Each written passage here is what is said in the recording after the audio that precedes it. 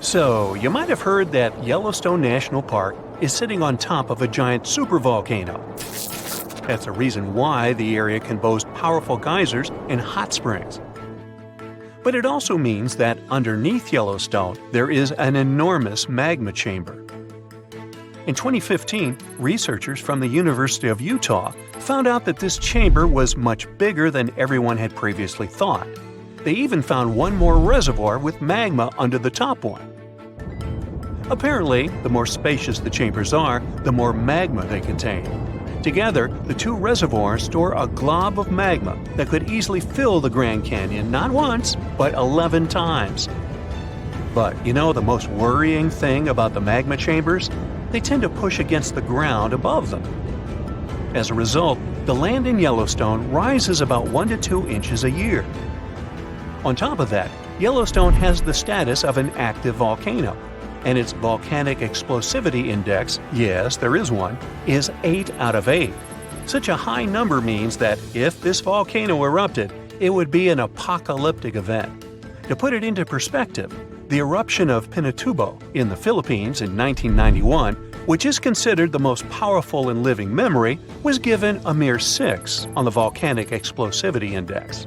Ha, loser. Now, let's figure out if there's anything to worry about. In March 2023, the University of Utah seismograph stations recorded 354 earthquakes in the entire region of Yellowstone National Park. Sounds like a lot. But keep in mind that the most impressive event of the month was a mini earthquake of magnitude 3.7.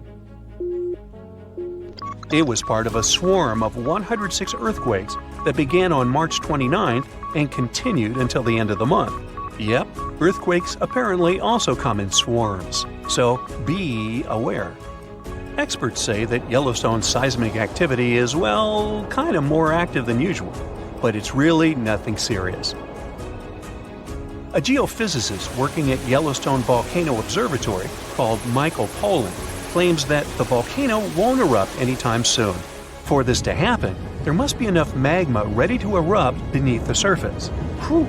There should also be enough pressure to cause this magma to rise. But neither of these conditions exist today. According to the expert, Yellowstone is stable now. At the same time, Pollan and his team are keeping track of all kinds of underground activity, looking for warning signs of possible eruptions. Some of them can be the frequency of earthquakes and ground deformation. Thousands of mini earthquakes, coupled with extreme changes in the surface of the ground in that area, can be alarming. The team also monitors the temperature of the park's thermal features.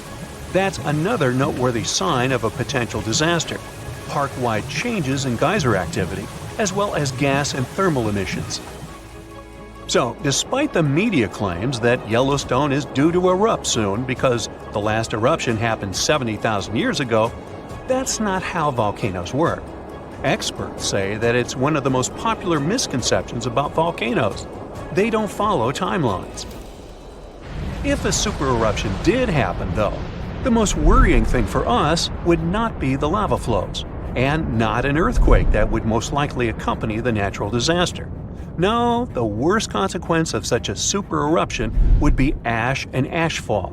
Let's have a look at what it was like when the Yellowstone volcano erupted many years ago. There have been at least 3 supereruptions in the history of the volcano. The most powerful of them was 2,500 times more devastating than the terrifying eruption of Mount St. Helens in Washington state in 1980. As for the most recent supereruption, it was dubbed the Lava Creek eruption. It formed the Yellowstone caldera after spewing out an insane amount of dust, volcanic ash, and rock into the air. Recently, scientists have also learned about 2 other previously unknown supereruptions that happened around 9 and 8.7 million years ago. The younger of the 2 is now considered to be the largest recorded event of the whole Snake River Yellowstone volcanic province. Anyway, let's have a look at what was going on all those millions of years ago. Because I wasn't around then, so we're all assuming this stuff based on evidence. The first signs of the disaster appeared long before the catastrophe broke out. For thousands of years, the heat had been welling up from within the planet's insides. It had been melting rock beneath the planet's crust and leaving behind huge chambers. They were filled with a pressurized mixture of semi-solid rock, magma, water vapor, and different gases, including carbon dioxide. All this scorching underground soup was expanding since more and more magma arrived with time. The land over the volcanic system was rising upward almost unnoticeably. A year before the supereruption, Yellowstone gave a warning, a burp maybe, but that long ago there was no one who could interpret these signals. Plus, those alarming processes were mostly going on underground. For example, decompression releases gas bubbles. While bursting, such bubbles can often power particular kinds of eruptions. Months before the eruption, small-scale earthquakes became more frequent and more intense. The ground in many spots all over the supervolcano got hotter than it used to be. Surface lakes and groundwater also became warmer. If people had been around at that time, they would have noticed unusual steam fogging in that area. Not long before the eruption started, the growing pressure pushed the ground over the magma chamber up. This created a dome-shaped uplift. Narrow cracks started to open along the edges of this dome. Imagine opening a bottle of soda after you've shaken it. Something like that was happening near the volcano. Think Mentos and Diet Coke. The pressure was released through the fractures when gases were bursting out from under the surface. So right before the disaster, the ground around the Yellowstone volcano lifted. Geothermal pools and geysers heated up to boiling temperatures and got more acidic than usual. The magma started to rise toward the surface. At one point, the rock roof of the magma chamber couldn't resist anymore, and the eruption kicked off. Small but constant tremors began to move the ground days before the catastrophe. But the real shaking didn't start until several minutes before the eruption. With a deafening roar, a massive column of lava and ash hurled up into the air. Within several minutes, a pyroclastic flow rushed across the area at a hurricane-force speed. Such a flow is a liquid mixture of half-solid lava pieces, volcanic ash, and hot, expanding gases. It looked like an extremely hot, toxic snow avalanche. With a temperature of about 1,300 degrees, it was burning everything in its path. The volcano kept pumping ash for days on end. For all living creatures, ash fallout was one of the most dangerous consequences of the eruption. Volcanic ash turns into glassy cement within seconds of being inhaled. Most animals didn't have a chance to survive. Even thick trees started to collapse under the weight of this dense substance. It only took a couple of days until a thick layer of ash covered huge territories. After the ash got into the stratosphere, the temperatures all over the world started to drop. The eruption was rich in sulfur, which is an effective sunblocker. That's why it soon got so cold that there was no summer in the whole world for the next several years. Animals couldn't find food and clean water. This natural disaster, called the Gray's Landing supereruption, was colossal. That's how researchers described it in their recent studies. It affected a huge territory. The streams of lava enameled an area as large as New Jersey in scorching hot volcanic glass. It instantly sterilized the land surface, wiping out all the plant life that had been thriving there before. Now, if such an eruption were to happen these days, it would cover Colorado, Utah, and Wyoming with almost 3 feet of toxic volcanic ash. Many regions would be plunged into darkness. Even the coast, where most Americans live, would experience problems with the spread of the ash cloud. It would destroy crops and contaminate pastures, ruin power lines and electrical transformers. Well, so I'm sure you'll agree with me, it's a good thing that such a disaster isn't expected to occur anytime soon. Hey, we got enough other stuff on our plate. See this weird grayish lump lying on the ground and steaming? Well, what are you waiting for? Run as fast as you can. It can burst right into your face at any moment, leading to horrifying consequences. A disaster is unfolding in front of your eyes. At first, the ground starts trembling. A deep rumbling sound echoed through the valley, Then, boom, the volcano explodes, hurling glowing rocks high into the sky. Among them is a blob of molten rock, fresh from the Earth's fiery depths. As it's soaring, the blob begins to change. The cold air wraps around it, hardening its outer layer, while the inside remains hot and gooey. Some of its neighbors are different. Some have gas bubbles trapped inside. Others have solid rock cores, and a few stretch into long, twisting ribbons. The biggest of these flying blobs are as large as a small car. For 10 long seconds, the lava blob is flying and twisting and tumbling. Below, people begin to realize the extent of the danger and start scattering.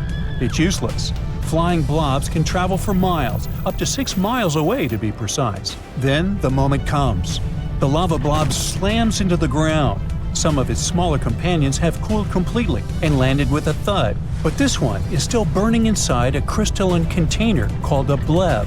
As it strikes the earth, its hard shell cracks and molten lava oozes out, sizzling and steaming, spreading out like a giant fiery pancake. The eruption is past, but the danger remains. Lava bombs, though fascinating, are among the most dangerous tricks of a volcano.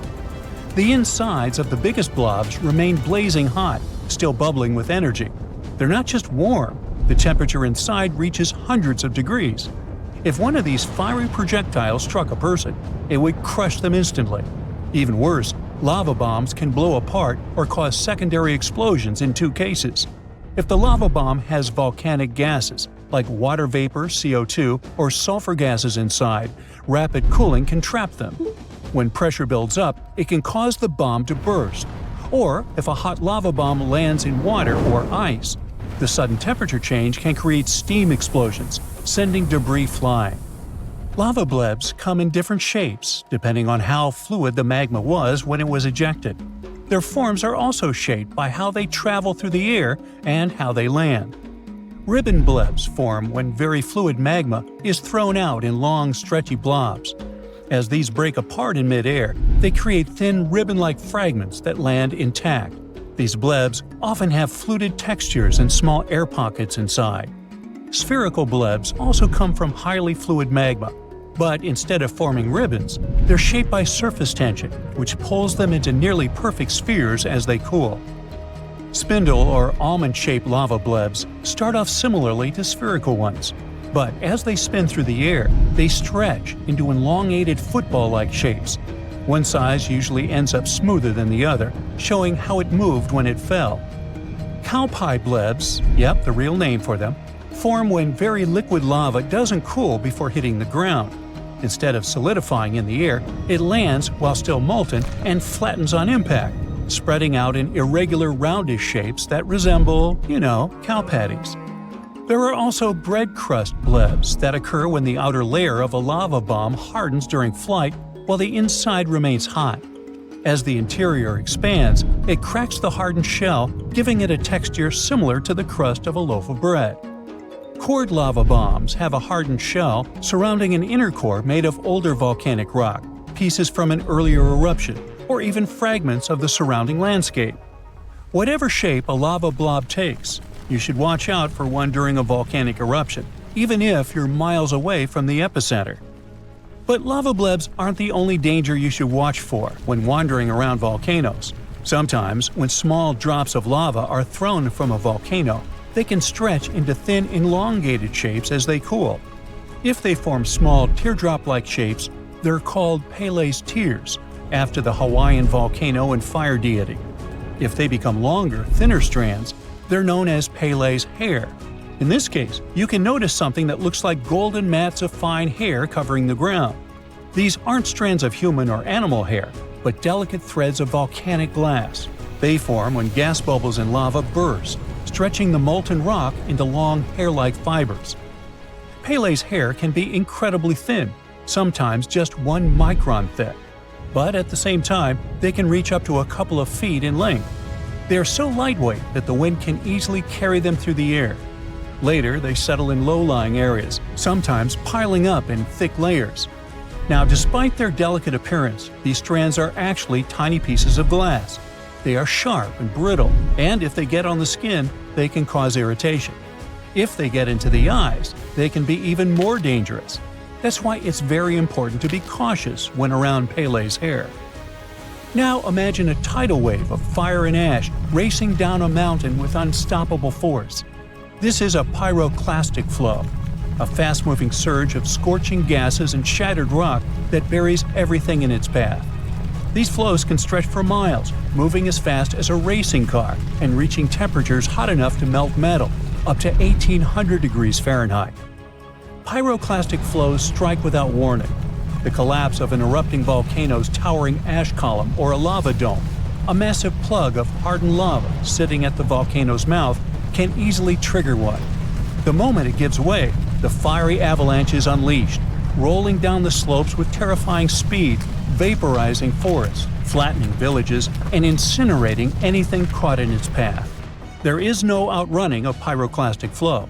It is the most fatal force a volcano can unleash, responsible for claiming over 90,000 lives in the past 400 years. That's 1/3 of all volcanic fatalities. Not only do these flows burn, crush, and suffocate, but they also destroy buildings, bridges, and anything human-made. While scientists can predict the most likely paths, usually along valleys, history has shown that powerful flows can jump ridges, sweep over hills, and strike areas we once thought were safe. Volcanic lightning isn't as dangerous as a pyroclastic flow, but it's a breathtaking view. It forms only in the thick ash-filled clouds that erupt from certain volcanoes. These towering columns, called volcanic plumes, shoot up into the sky when a volcano releases massive amounts of ash.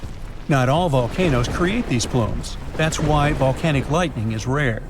For example, the volcanoes in Hawaii mostly erupt with flowing lava rather than thick clouds of ash, so they almost never produce volcanic lightning. Now look at these tiny ash particles.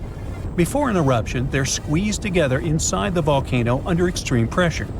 But when they burst into the open air, they collide and rub against each other in a process known as friction. This friction charges the particles, just like when you rub a balloon on your hair. As these charged particles rise into the air, they start to separate. Positive charges move one way and negative charges move in a different direction. When the difference in charge becomes too great, the energy bursts free as a lightning bolt, cutting through the volcanic plume. Some of the most devastating consequences of a volcanic eruption are lahars. A lahar is a powerful, fast-moving river of mud, ash, and rock that rushes down the slopes of a volcano, destroying everything in front of it. These terrifying mud flows form when heavy rains mix with loose volcanic debris. When lahars sometimes happen during an eruption, they can also strike without warning. This makes them especially dangerous. Like pyroclastic flows, lahars move fast, sometimes traveling hundreds of miles. They can bury entire towns, sweep away bridges, and wipe out roads, leaving behind a deep layer of mud and rock. One of the most devastating lahar disasters happened in Colombia in 1985 when the Nevado del Ruiz volcano unleashed a mud flow that buried the town of Armero, taking the lives of over 23,000 people. Another tragic event occurred in the 1990s when lahars and pyroclastic flows from the Soufriere Hills volcano wiped out the capital city of Plymouth, causing $500 million in damage. Our planet's biggest and meanest supervolcanoes are waking up. When they erupt, you'll surely notice it, even if you live thousands of miles away from the epicenter. Scientists are worried we might not have enough time to prepare and deal with the consequences of a supereruption. There's some volcanic activity close to the Italian city of Naples. And no, it has nothing to do with the famous Mount Vesuvius, but with another volcano. This one is harder to see as it doesn't have a tall peak like Vesuvius. But don't let this bad guy trick you. It could be way more dangerous than its giant neighbor. It does have a huge crater that's about 8 miles wide. This volcano is called Campi Flegrei, and it's actually one of the largest volcanoes in Europe, sitting under the town of Pasquale. So, Campi Flegrei erupted 39,000 years ago with a bang so massive it spread ash across the whole Mediterranean region. It also caused the temperature to drop by over 16 degrees Fahrenheit across Eastern Europe. It was the biggest volcanic eruption in Europe in 200,000 years. Since then, Campi Flegrei has had smaller eruptions, and the last one happened in 1538. Now the area is full of small craters, hot springs, and bubbling pools, and they're all proof that this volcano is still very much alive and brewing something. Since the early 2000s, the ground in the giant crater and the town nearby have been slowly rising by about 1 to 1.5 inches every year. There were at least 150 earthquakes that shook this supervolcano lately. In May 2024, there was a 4.4 magnitude in the area, the biggest in the last 40 years. Residents had to leave their homes and camp outside, fearing there would be more earthquakes. No one knows how Campi Flegrei is going to behave in the following months or years, but the authorities are organizing evacuation exercises to prepare the population just in case. The Italian volcano looks like an innocent kitten compared to the real giants like Yellowstone. For a volcano to deserve the title of a super one, it must be able to produce catastrophic-scale eruptions and eject huge amounts of magma, ash, and volcanic gases. The Yellowstone giant meets these criteria. Even though it moves from time to time, the Yellowstone supervolcano hasn't erupted for 640,000 years. But when it does wake up, it might erupt with incredible power, about the same amount as 10 huge nuclear power stations can produce. Under the ground, beneath Yellowstone, there's a super hot area full of molten rock called magma. As more magma moves into a big space called a magma chamber, the ground above starts to swell or rise. When the magma cools down, the ground falls.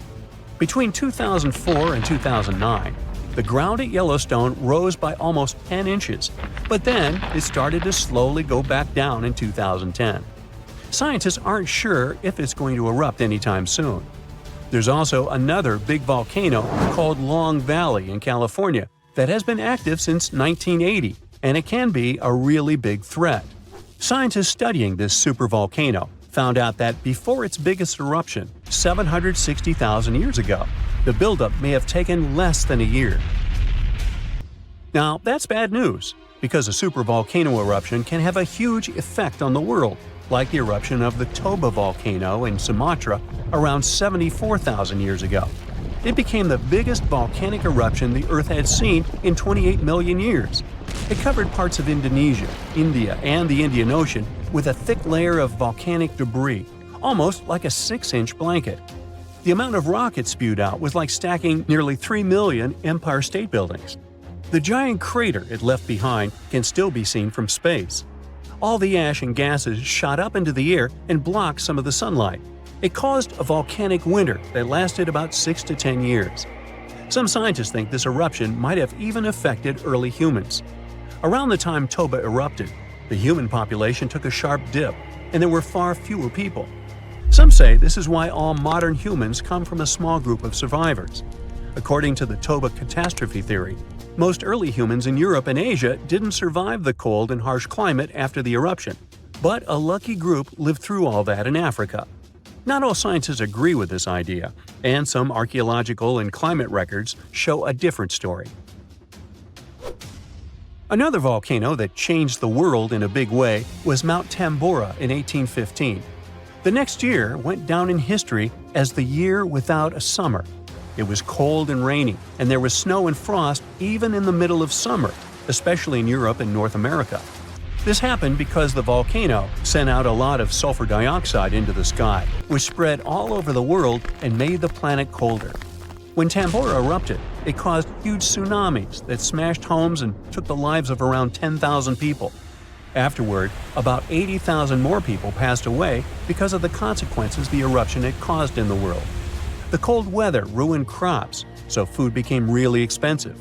And because horses were the main way people traveled, the cost of oats that they ate went way up too. Some people even think this led to the invention of the bicycle in 1817 as a new way to get around. The eruption made the Earth colder for about 3 years. Now, even though the Tambora eruption was so powerful, Krakatoa, another volcano in Indonesia, stole the show when it erupted in 1883. It was just easier to spread information about it through telegrams and photos. Its final blast was the loudest recorded sound in history, and people could hear it on 10% of the entire Earth's surface. The eruption started a tsunami with waves about half as tall as the Statue of Liberty. Now, if we only had 12 months to prepare for a supervolcano eruption, it would be really hard to store enough food and get ready. But don't panic just yet. Supervolcano eruptions are very rare, and the last one happened 26,500 years ago in New Zealand. Scientists think that a super eruption happens once every 100,000 years on average. But the sad part here is that the Earth doesn't follow a perfect timeline. There could be clusters of super eruptions with shorter gaps between them and then longer quiet periods. Since there have already been 2 super eruptions in the last 100,000 years, there's always a chance one could happen again sooner than we expect. Plus, although there are places like Yellowstone and Long Valley where we expect volcanoes to erupt, there are less obvious possible hotspots. In Chile, there's a volcano called Laguna del Maule that has erupted in the past and left behind a huge crater. Over the last 20 years, the ground there has been swelling really fast, rising up to almost 1 foot a year. Some people are worried that this could be a sign of a big eruption coming. But scientists say there's not enough magma yet to cause a super eruption. In Bolivia, the Juturancu volcano is also acting up. It's part of a group of volcanoes that have caused super eruptions in the past. Since the 1960s, the ground around Juturancu has been lifting, but the last eruption was 250,000 years ago. Even though the magma might be rising, it's not enough to worry about just yet. The chances of a super eruption happening during our lifetime are 1 in 1,400, which is pretty low, so you don't need to worry too much. But just like someone wins the lottery every week with very small chances, a super eruption could happen sometime in the future, and when it does, we'll need to be prepared. If you've ever been to Yellowstone National Park, you were probably mesmerized by its geysers, which spew superheated water and steam high into the air. But an even more intriguing thing actually hides underground. I'm talking about that underfoot plumbing system that makes those grand eruptions possible. About that, there's good news. Recently, researchers have succeeded in mapping the national park's hydrothermal plumbing system with the help of a giant flying magnet.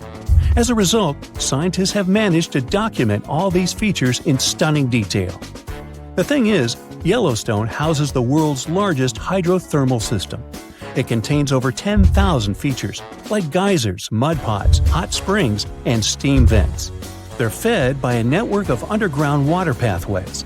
Those get overheated by magma flowing underground. It causes the water to rise to the surface. Now, no one actually knows much about the workings of this system, but the newly created maps might finally shed light on it. Experts explain that their knowledge of Yellowstone has a subsurface gap. That's why it's often called a mystery sandwich. Scientists know quite a lot about the features on the surface because they can observe them directly. And they know what's going on in the magmatic and tectonic system several miles below the surface. But they haven't figured out what's happening in the middle yet. So, I must tell you about that giant flying magnet used for research. It's known as SkyTem. It was attached to a helicopter and flown over Yellowstone several hundred times, scanning the ground below. The magnet is made up of an 82-foot wide charged wire loop. Its main task is to generate a strong electromagnetic field. And since different kinds of material, like water or rock, respond to this field differently, scientists managed to create a few subsurface maps for the first time ever. The mapping technique also allowed the researchers to differentiate between magma and bedrock, since they have a bit different magnetic properties. And the team got a chance to see how the magma and water interact and create those mind-blowing geological features on the surface. The team got high-resolution maps to a depth of around 500 and 2,300 feet, and low-resolution maps showing what's going on at a depth of up to 1.5 miles. At the same time, the researchers think that the hydrothermal system itself may stretch as far as 3 miles below the surface. If they're right, it means they've only mapped the top half of Yellowstone's plumbing system. Anyway, remember how I said that scientists know pretty much about the bottom part of the Yellowstone sandwich? They have such a good idea about the tectonic plates and deep fault lines because the park's frequent earthquakes provide them with a lot of opportunities to study different phenomena. In July 2021, for example, more than 1,000 earthquakes rocked the area.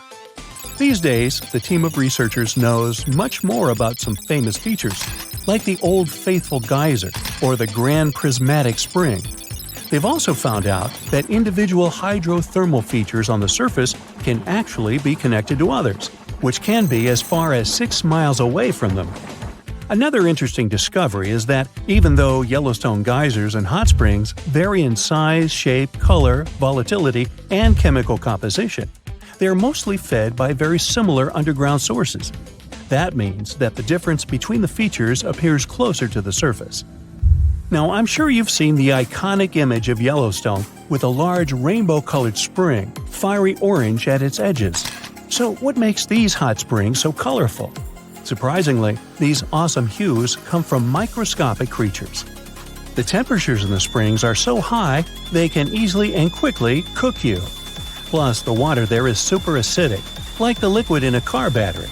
But there are certain types of heat-loving microbes that don't mind these crazy conditions. You can even say they're thriving there. So every ring of a different color is, in most cases, a ring inhabited by different bacteria. And each species is adapted to a particular temperature or pH level, which measures how acidic this or that environment is. For example, take the Grand Prismatic Spring, yes, the iconic one. Its rainbow hues likely hint at the diversity of microbes living there. So, starting from the center of the hot spring, you can see a beautiful aquamarine color there. That's where the water temperature is the highest, reaching 189 degrees Fahrenheit, because this area is right over the underground water source. The water there is too hot even for microbes. That's why what you see is mostly clear water. As for the reason for its blue color, it's the same as why the sky is blue. Sunlight hits the surface of the water and the light scatters, but the blue light scatters the most, getting reflected back to your eyes. Now, the next ring of color is yellow, all thanks to certain cyanobacteria. The temperature in this yellow ring reaches 165 degrees Fahrenheit. If the conditions in the hot spring were a bit different, these bacteria would create a blue-green hue, thanks to a green pigment called chlorophyll. But since the sunlight hitting the spring is too intense, the bacteria start producing another type of pigment. It's called carotenoids. And guess what? It acts as a sunscreen for the bacteria. And since this pigment is orange, the normally green bacteria get a yellowish hue. And finally, we've got that bright orange color closer to the edges of the prismatic spring. It's a bit cooler there, around 149 degrees Fahrenheit. In this part of the spring, you can find several types of bacteria. They all produce substances that give the spring this bright orange color. And finally, right at the edges of the spring, the temperature is cooler, around 131 degrees, and a greater variety of microbes can survive there. All of them combined give the edges of the spring that red-brown hue. But scientists believe that people and their activity may have influenced the colors of Yellowstone's hydrothermal features. For example, in the past, the temperatures in the Morning Glory pool used to be much higher than they are today. That's why its color was a deep blue. But trash has started to accumulate in the pool, and some of it clogged the vent. This caused the temperatures to drop, which led to microbial growth. As a result, that pretty blue color turned into orange-yellow. As for Yellowstone's geysers, the most famous one is called Old Faithful. It got this name at the end of the 19th century because of how regular its eruptions were. This geyser is more active than the others, erupting about 20 times a day. Each of these magnificent events lasts from 1 to 5 minutes, and the fountain of steaming water can reach a height of 180 feet. Now, while talking about Yellowstone National Park, we can't but mention Yellowstone Supervolcano, right? Supervolcanoes appear when huge volumes of magma are trying to escape from deep underground. Eventually, they burst through Earth's surface. Sometimes all this magma gets stuck, unable to break through the planet's crust. And then, massive pools of pressurized magma gather at a depth of several miles. The pressure keeps growing because more and more magma is trying to get to the surface. At one point, a super eruption goes off. You don't necessarily want to be around for that. Over the past 50 years, the Yellowstone caldera has risen almost 3 feet. It shouldn't alarm you, though. Experts are sure it's a natural behavior for Yellowstone. Periods of dome-shaped uplift are followed by the caldera lowering. Scientists think the supervolcano doesn't present any danger at the moment. For an eruption to happen, the magma inside has to be at least 50% molten. With Yellowstone, this number is just 5 to 15%. Even better, a recent study made the researchers believe the hotspot might be in a state of decline right now, even despite all the breathing and dome-raising activity. There have been at least 3 other supereruptions in the history of Yellowstone volcano. They happened 2.1 million, 1.3 million, and 640,000 years ago, long before video. The most recent supereruption was dubbed the Lava Creek eruption. It formed the Yellowstone caldera after spilling out 240 cubic miles of rock, dust, and volcanic ash. No thanks, I'll pass. Imagine standing in the middle of Europe 40,000 years ago. The landscape is rough, cold, and unforgiving. Fast food is scarce, and there's no internet. Suddenly, from out of the woods steps a figure, stocky, strong, and with a face that is quite unusual. This human looks similar to us, but something about them is different. Their brow is heavy, their nose is broad, and their body seems to be built to fight nature itself. Well, congrats! You've just met a Neanderthal. You might have thought that Neanderthals were basically ancient humans, but that's not really true. We come from the same genus called Homo, but we, all modern humans, belong to one same species called Homo sapiens. However, there used to be lots of human species before, and Homo neanderthalensis was just one of them. And they actually were kind of cooler than us. So what in the world has happened to them? Neanderthals lived for a long time, for about 360,000 years, across Europe and parts of Asia. 40,000 years ago, the place we now call southern Italy was sitting on top of a huge disaster, a massive supervolcano called Campi Flegrei. This big boy is huge, about 9 miles wide.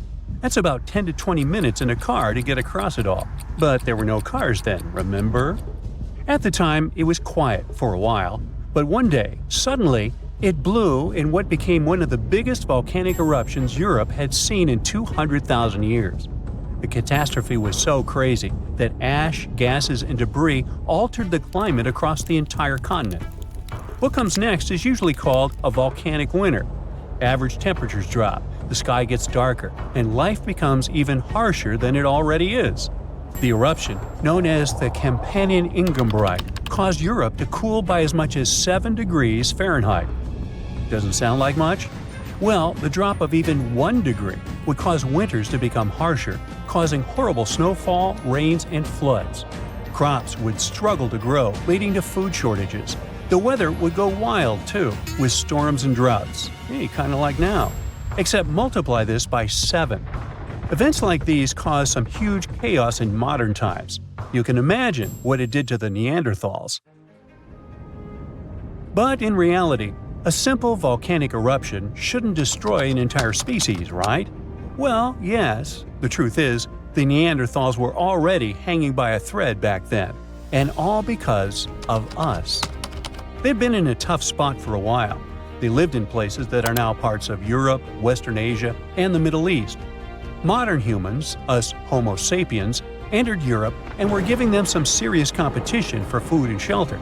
Homo sapiens were sneaky dudes, better at finding food, easily adapting to different environments, and using more advanced tools. We were pushing Neanderthals out, trying to get the same resources.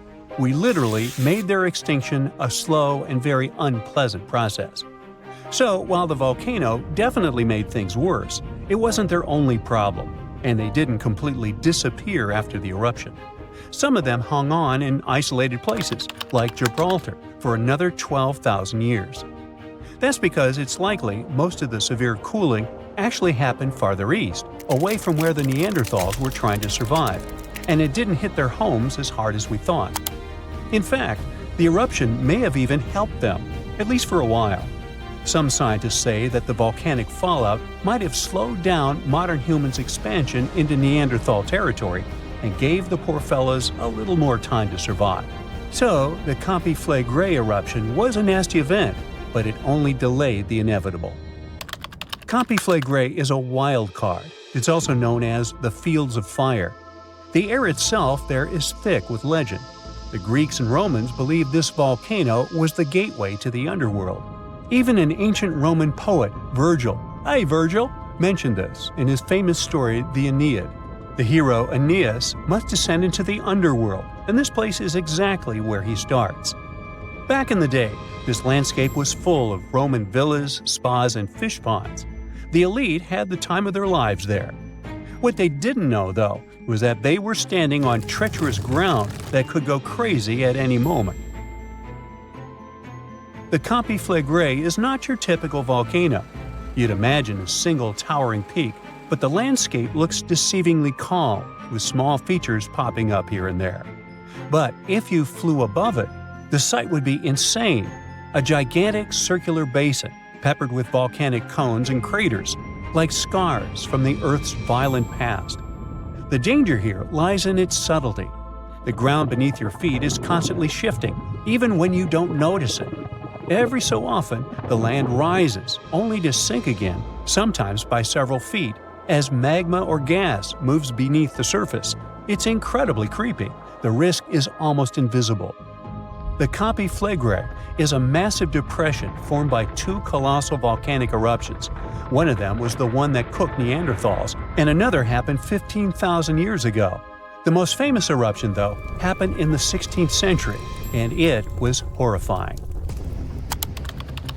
The year was 1538. For years, the people of Paswali had noticed something unsettling. Land that once sat below the waves was slowly rising. What was once the sea had become new ground. Rumblings from deep within the earth were terrifying, but had become a normal part of life. Earthquakes started in the early 1530s, small at first, but in just 8 years, they became the norm. Until one day, on September 28th, horrifying tremors shook the ground. By the next evening, as the sun dipped below the horizon, a massive crack ripped open the earth near the ancient Roman town of Tripurgoli. From this gash spewed fire, smoke, and a rain of volcanic ash miles away. It was thick and muddy, likely mixed with underground water.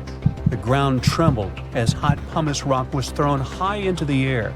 And then a new mountain began to rise from the land. This was the birth of what we now call Monte Nuovo. Eventually, things seemed to calm down, as if the earth was catching its breath. For days, things seemed quiet. Locals relaxed a bit. They began to approach the new mysterious volcano, a crater with something that resembled boiling within it. People visited it like a new attraction. But then, just days later, the disaster struck again. At night, without warning, a new mountain went wild. A blast from the southern flank hurled scoria, chunks of jagged volcanic rock, into the air. This one was fatal for 24 people. The debris found afterwards was huge and coarse. For centuries after, the only signs of life from the Monte Nuovo were small fumaroles, jets of gas seeping from the earth. But then, even those faded away. Now it's just a lush green cone, a pretty sleeping giant. But the ground near Naples, Italy, is still alive. The Conflagration sits quietly for now, but it might not be for long. It's showing signs it might be waking up again. This supervolcano looks like a hellish landscape, with its boiling mud pits, geysers, and steam vents. Romans and medieval Christians once believed it was a gateway to the underworld, and who can blame them? What's spooky is that recently scientists detected unusual activity under the surface. In 2012, Italian authorities raised the alert level on the volcano from green to yellow, meaning that it needs close monitoring. There are certain changes that usually happen before an eruption. The magma below starts releasing gases, which could weaken the rock above, eventually triggering a disaster. Unfortunately, no one can predict exactly when or if it will erupt. But if it does, the consequences could range from a minor inconvenience for locals to a global catastrophe. Its last tiny eruption happened in the 16th century, and it wasn't too bad. But if history repeats itself, like it was with Neanderthals, we're all cooked. An eruption like that could lead to global cooling, crop failures, and widespread famine. Right now, a group of scientists is trying to get a clearer picture of what's happening beneath the surface. The Conflagrate Deep Drilling Project is working to drill a 10,000-foot borehole, hoping to check out the magma chamber up close. But at least for now, the supervolcano remains quiet, and let's hope it stays that way. When we think of active volcanoes, one region comes to mind: the Ring of Fire in the Pacific Ocean. 3/4 of Earth's volcanoes sit within this belt. Compare the area to Australia, which doesn't have any volcanic activity. The old continent of Europe is also calm, or at least we like to think so. Can you guess what the most active volcano in Europe is? If you thought of Mount Etna on the island of Sicily in Italy, you were right. The volcano has erupted about 200 times and has been far from sleeping in recent decades.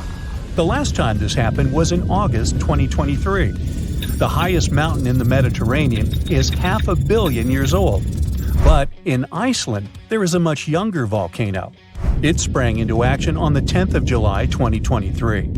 In the afternoon, 3 fissures appeared in the ground on a peninsula in the southwest of the island. This was at a base of a small mountain peak. Its name means Little Ram in the local language. The volcano spewed molten lava high into the air. There were also gas plumes in the area. But the scientific community wasn't surprised by the event. They already knew about the volcanic area that stretches between the cities of Reykjavik and Keflavik. Its name is hard to pronounce. Hey, I want to buy a vowel. It had already erupted during the previous 2 summers. This activity came after 8 centuries of dormancy. In the days leading up to the latest eruption, seismologists, the scientists who study earthquakes, recorded over 12,000 tremors. When the ground opened up in July, the fissures were over 1.5 miles long. The following morning, 2 of them closed. All the lava was now coming out of the last fissure. It grew into an elongated cone, the simplest shape of volcano we are all familiar with. The lava soon filled a large crater. It grew almost 100 feet tall during the first week, and it is still growing. On the night when the eruption started, lava spread out in all directions. Its cinders set ablaze the dry moss in the vicinity. Local authorities closed off the surrounding area. There were toxic gases from the volcanoes and smoke from the burning moss. Firefighters flocked to the area. After a week, they proclaimed the area safe. Visitors soon came to witness the birth of Europe's youngest volcano. This form of tourism is quite developed in Iceland. People come from all over the world to watch active volcanoes. The land of fire and ice is home to more than 130 volcanoes. Some 30 of them are active. Now, I know what you're thinking right now. Is volcano tourism safe? In Iceland, it is. The country's authorities research and constantly monitor all of the hotspots. The island is dotted with several dozen seismic stations. These help researchers accurately predict future eruptions, and emergency services are accustomed to these sorts of events. They can quickly cordon off danger zones. This is what happened in 2010. A volcano in the south of the island, the name of which everyone struggled to pronounce, erupted. It spewed out a plume of steam and ash that was 7 miles high. This wasn't a fun time to be an air traveler. Winds carried the enormous plume southeast toward northern Europe. Many countries closed their airspace for several days for safety reasons. The volcano erupted in March, but the Earth was shaking from January the same year, so seismologists knew that an eruption was approaching. When it comes to the continent's youngest volcano, the tourist infrastructure is already there. Visitors can leave their cars at a designated parking lot. Then they go on a 5-hour-long trek. This leads to a viewing deck. Tourists are so close to the epicenter that they can feel the heat haze from the crater. The sight is the most impressive at nighttime. Safety is never a concern. Scientists regularly chart out hazard maps that outline the borders of lava fields. This way, visitors who stick by the rules are never in harm's way. More than a week after the eruption started, a section of the crater collapsed. Lava flowed downhill west of the volcano. This majestic smoldering hot river is slow-moving lava. Scientists categorize it as an AA type. The term is Hawaiian. It describes basaltic lava that has a rough and brittle surface. The flow is composed of broken lava blocks that are called clinkers. They fall off as the substance flows. This reveals red-hot areas. The cooler sections of lava are gray and black in color. When it moves forward, it produces a distinctive sound like shattering glass. Nearly a month after the eruption of the new volcano, we got aerial footage of an interesting phenomenon. A tornado formed directly over the lava flow. This occurs due to the high temperatures in the area. When the conditions are right, a column of heated air can easily turn into a mini tornado. Scientists observed a similar event happen during the 2018 eruption of Mount Kilauea in Hawaii. The lava fields of Europe's second-largest island tell the story of the creation of Iceland. It sits above the place where the North American and Eurasian plates meet each other. Tectonic plates are huge, rocky chunks of Earth's most outer layer. There are roughly 20 of them. They rest on a partially molten layer of rock. All the lava we see on the surface starts its journey here. You could say that these plates float on molten rock. Their boundaries are unstable, so when two plates grind past each other, they release tremendous amounts of energy. The formation of volcanoes is one result.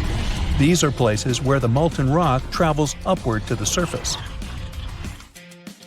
Iceland began to form some 60 million years ago. The tectonic plates under the ocean drifted apart. Enough lava piled up on the surface to create solid ground. This ancient rock is under the waves today. As new lava reaches the surface and cools down, it pushes the old rock away from the center of the island. That's why the oldest parts of Iceland aren't 60, but only 16 million years old. The country's active lava fields are young in geological terms. Some of them are under 1,000 years old.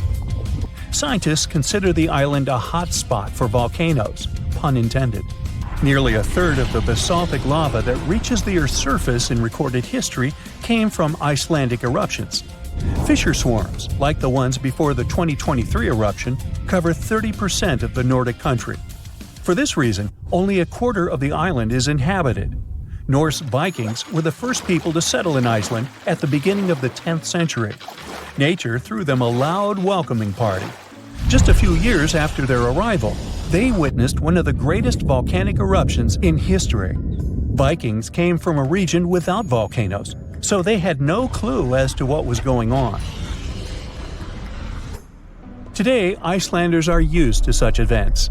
This is good because their homeland is entering a new era of volcanic activity. Volcanologists suspect that recent events are an introduction to decades of more frequent eruptions. The peninsula that is home to Earth's youngest volcano is just 17 miles southwest of Iceland's capital city. It's been dormant for a long time.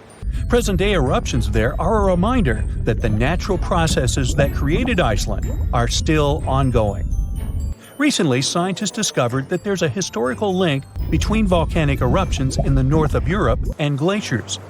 Our planet went through at least 5 major ice ages. These were exceptionally lengthy periods when the average temperature on Earth dropped. The result was the expansion of ice sheets across northern Europe and North America. The last ice age ended some 10,000 years ago. Researchers are still trying to fully understand how these glacial periods affected volcanic activity.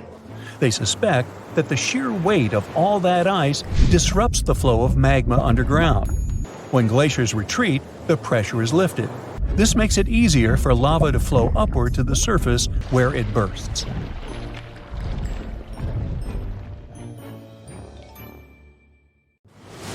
Massive tsunamis, destructive tornadoes, giant meteorites, devastating earthquakes.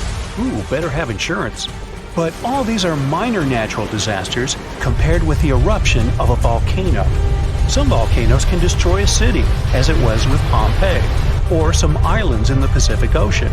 But there's a dangerous type of eruption that can destroy all life on the planet. This type is called flood basalt. But first of all, let's figure out what a volcano is. Rivers of hot liquid metals and incandescent rocks flow deep inside our planet. And the deeper it gets, the hotter they are. The source of this hot mass is the mantle, which is the middle layer of Earth, located between the core and the crust. These fiery streams are called magma, and it flows everywhere. But we don't feel its heat because of the thick layer of our planet's crust. Magma is lighter than the crust, so it always tries to break out to the surface. And in some places, it succeeds. At the junctions of tectonic plates, it splashes out when one plate moves under a thicker one. When magma reaches the surface, it becomes lava. This substance burns the ground around and cools down quickly. It hardens and forms a new layer of rock. The following splash of magma falls on the top of this layer. Thus, a mountain appears layer by layer over millions of years. And in its mouth, a fault of tectonic plates splashes out magma. This mountain is called a volcano. It spits lava and ash into the sky, then falls asleep and wakes up again during seismic activity. Now imagine that several giant volcanoes begin to splash out an infinite amount of magma. It just doesn't end and covers an entire continent. This is a flood basalt, and one day it did happen. About 252 million years ago, in the northern part of our planet, a lot of magma accumulated under Earth's crust. Trillions of tons of hot rock were concentrated in one place on a gigantic territory, and gradually, all this fiery energy began to seep out of the ground. Hot gas started to come out in different places in this territory. The ground shook endlessly, and the crust rose hundreds of feet, all pointing to the approach of an imminent catastrophe. And then, at some point, magma began to pour out. Giant fountains of fire burst out of the ground. Do you know these geysers in Iceland? So imagine the same things, but dozens of times higher and with hot lava and ash instead of water and steam. The ash and lava flows were so strong that they reached the clouds. Under Earth's crust, there was a gigantic bubble of magma, and it squeezed out fiery jets under the pressure of rock and ground. The rift was getting bigger. Magma was flowing out everywhere. It began to fill the entire North Continent. The flood of lava spread wider and wider. The streams of molten rock seemed endless. Layers of molten basalt rock overlapped one another, forming a giant tsunami of lava 160 feet high. It poured out of the ground for hundreds of thousands of years, flooding forests, rivers, lakes, and meadows. At the same time, billions of tons of volcanic ash rose into the sky, which could lead to a volcanic winter, since sulfur dioxide in the ash reflected the sun's rays. This might have lowered the temperature on the continent by several degrees. Then, dust and ash probably condensed and formed giant clouds that watered the surface with toxic acid rain. But after that, the cooled lava formed a giant thick shield, preventing magma from seeping out of the endless fire bubble. The global catastrophe was over, but only for a short time. Trillions of tons of magma were still flowing under a thick layer of solid basalt. The fiery rivers couldn't reach the top, so they spread out to the sides. As a result of this expansion, huge nets were formed under the thick rock. They ran in different directions like a spider web and heated Earth's crust. Gases started coming out from under the surface again. More and more energy accumulated there, until an explosion of unimaginable force occurred. In addition to magma, carbon dioxide and ash escaped to the surface. They filled the atmosphere and caused the greenhouse effect. The temperature on the whole planet increased by several degrees. This release provoked another catastrophe that began in the ocean. There were deposits of methane, an explosive gas, on the seabed. Under ice-cold water, the methane was frozen and harmless. But the greenhouse effect in the atmosphere warmed up the entire ocean. Millions of tons of methane began to rise to the surface. This gas is more potent than carbon dioxide. Therefore, when it hit the atmosphere, the temperatures on Earth increased again. The whole globe turned into a hot sauna. In previous cool and humid places, the temperature reached those of a modern Sahara. Of course, most animals and insects couldn't survive such a cataclysm, but ocean life took much more damage. The heat and methane reduced the amount of oxygen in the ocean. Fish and other marine life couldn't survive in such conditions. New problems appeared when anaerobic bacteria started to multiply in non-oxygen water. They fed on methane and carbon dioxide and released hydrogen sulfide, a toxic substance that poisoned water even more. About 75% of land animals and 95% of the ocean's inhabitants went extinct. This flood basalt eruption was the only disaster in the planet's history that destroyed almost all plants and significantly reduced the insect population. Several species of the hardiest animals managed to survive in these conditions. The planet took about 10 million years to recover completely. After that, evolution began a new process of developing life. And here are two pieces of news. The bad one is that flood basalt will happen again and will be no less devastating than 252 million years ago. The good news is that it will happen in hundreds of millions of years. But when that happens, humanity will need to be prepared. It will start on the ocean floor. First, lava fountains miles high will begin boiling the water and emit sulfur dioxide into the atmosphere, where it will reflect sunlight. Along with ash and magma, a massive amount of water vapor will rise into the air. Livestock won't survive, and people will have breathing problems. Acid rain and increased humidity caused by the evaporation of the oceans will lead to the corrosion of buildings. All flights will be canceled. People will have to wear gas masks. Many animals won't be able to handle this eruption, but humans will adapt quickly. But then another and another eruption will follow, and this endless catastrophe will soon deplete the resources of humanity. Plants and trees won't recover so fast, and oxygen production will be significantly reduced. Let's hope that humanity will have colonized other planets, including those outside the solar system by that time. And now, let's jump back to the present. About 70% of the seismic activity associated with volcanoes occurs underwater. So let's see how ordinary volcanoes on the ocean floor work. Water, as well as land, rests on tectonic plates. Therefore, if their structure is broken at the joints, magma seeps through them. But unlike terrestrial volcanoes, lava here doesn't spread in different directions, burning everything it meets. It solidifies under the pressure of cold water. Underwater volcanoes can erupt for a long time with breaks in between. Magma covers the seabed. After another 100 or 1,000 years, a new eruption begins and a new layer of rock forms over the previous one. Over millions of years, layer by layer, magma is rising. And then, one day, a volcano rises out of the water. Magma splashes out of it and increases its height. And now we have a large volcanic island. Then the volcano falls asleep and life appears on the newly formed piece of land. Magma flows from the planet's mantle, filled with various chemical elements. This hot mix saturates the soil with useful substances and thus promotes the growth of plants and trees. Then birds and other animals arrive there, and the volcanic island turns into a paradise. Then humans arrive and pave over paradise to put up a parking lot and a franchise burger joint. We all know that space missions come with a hefty price tag.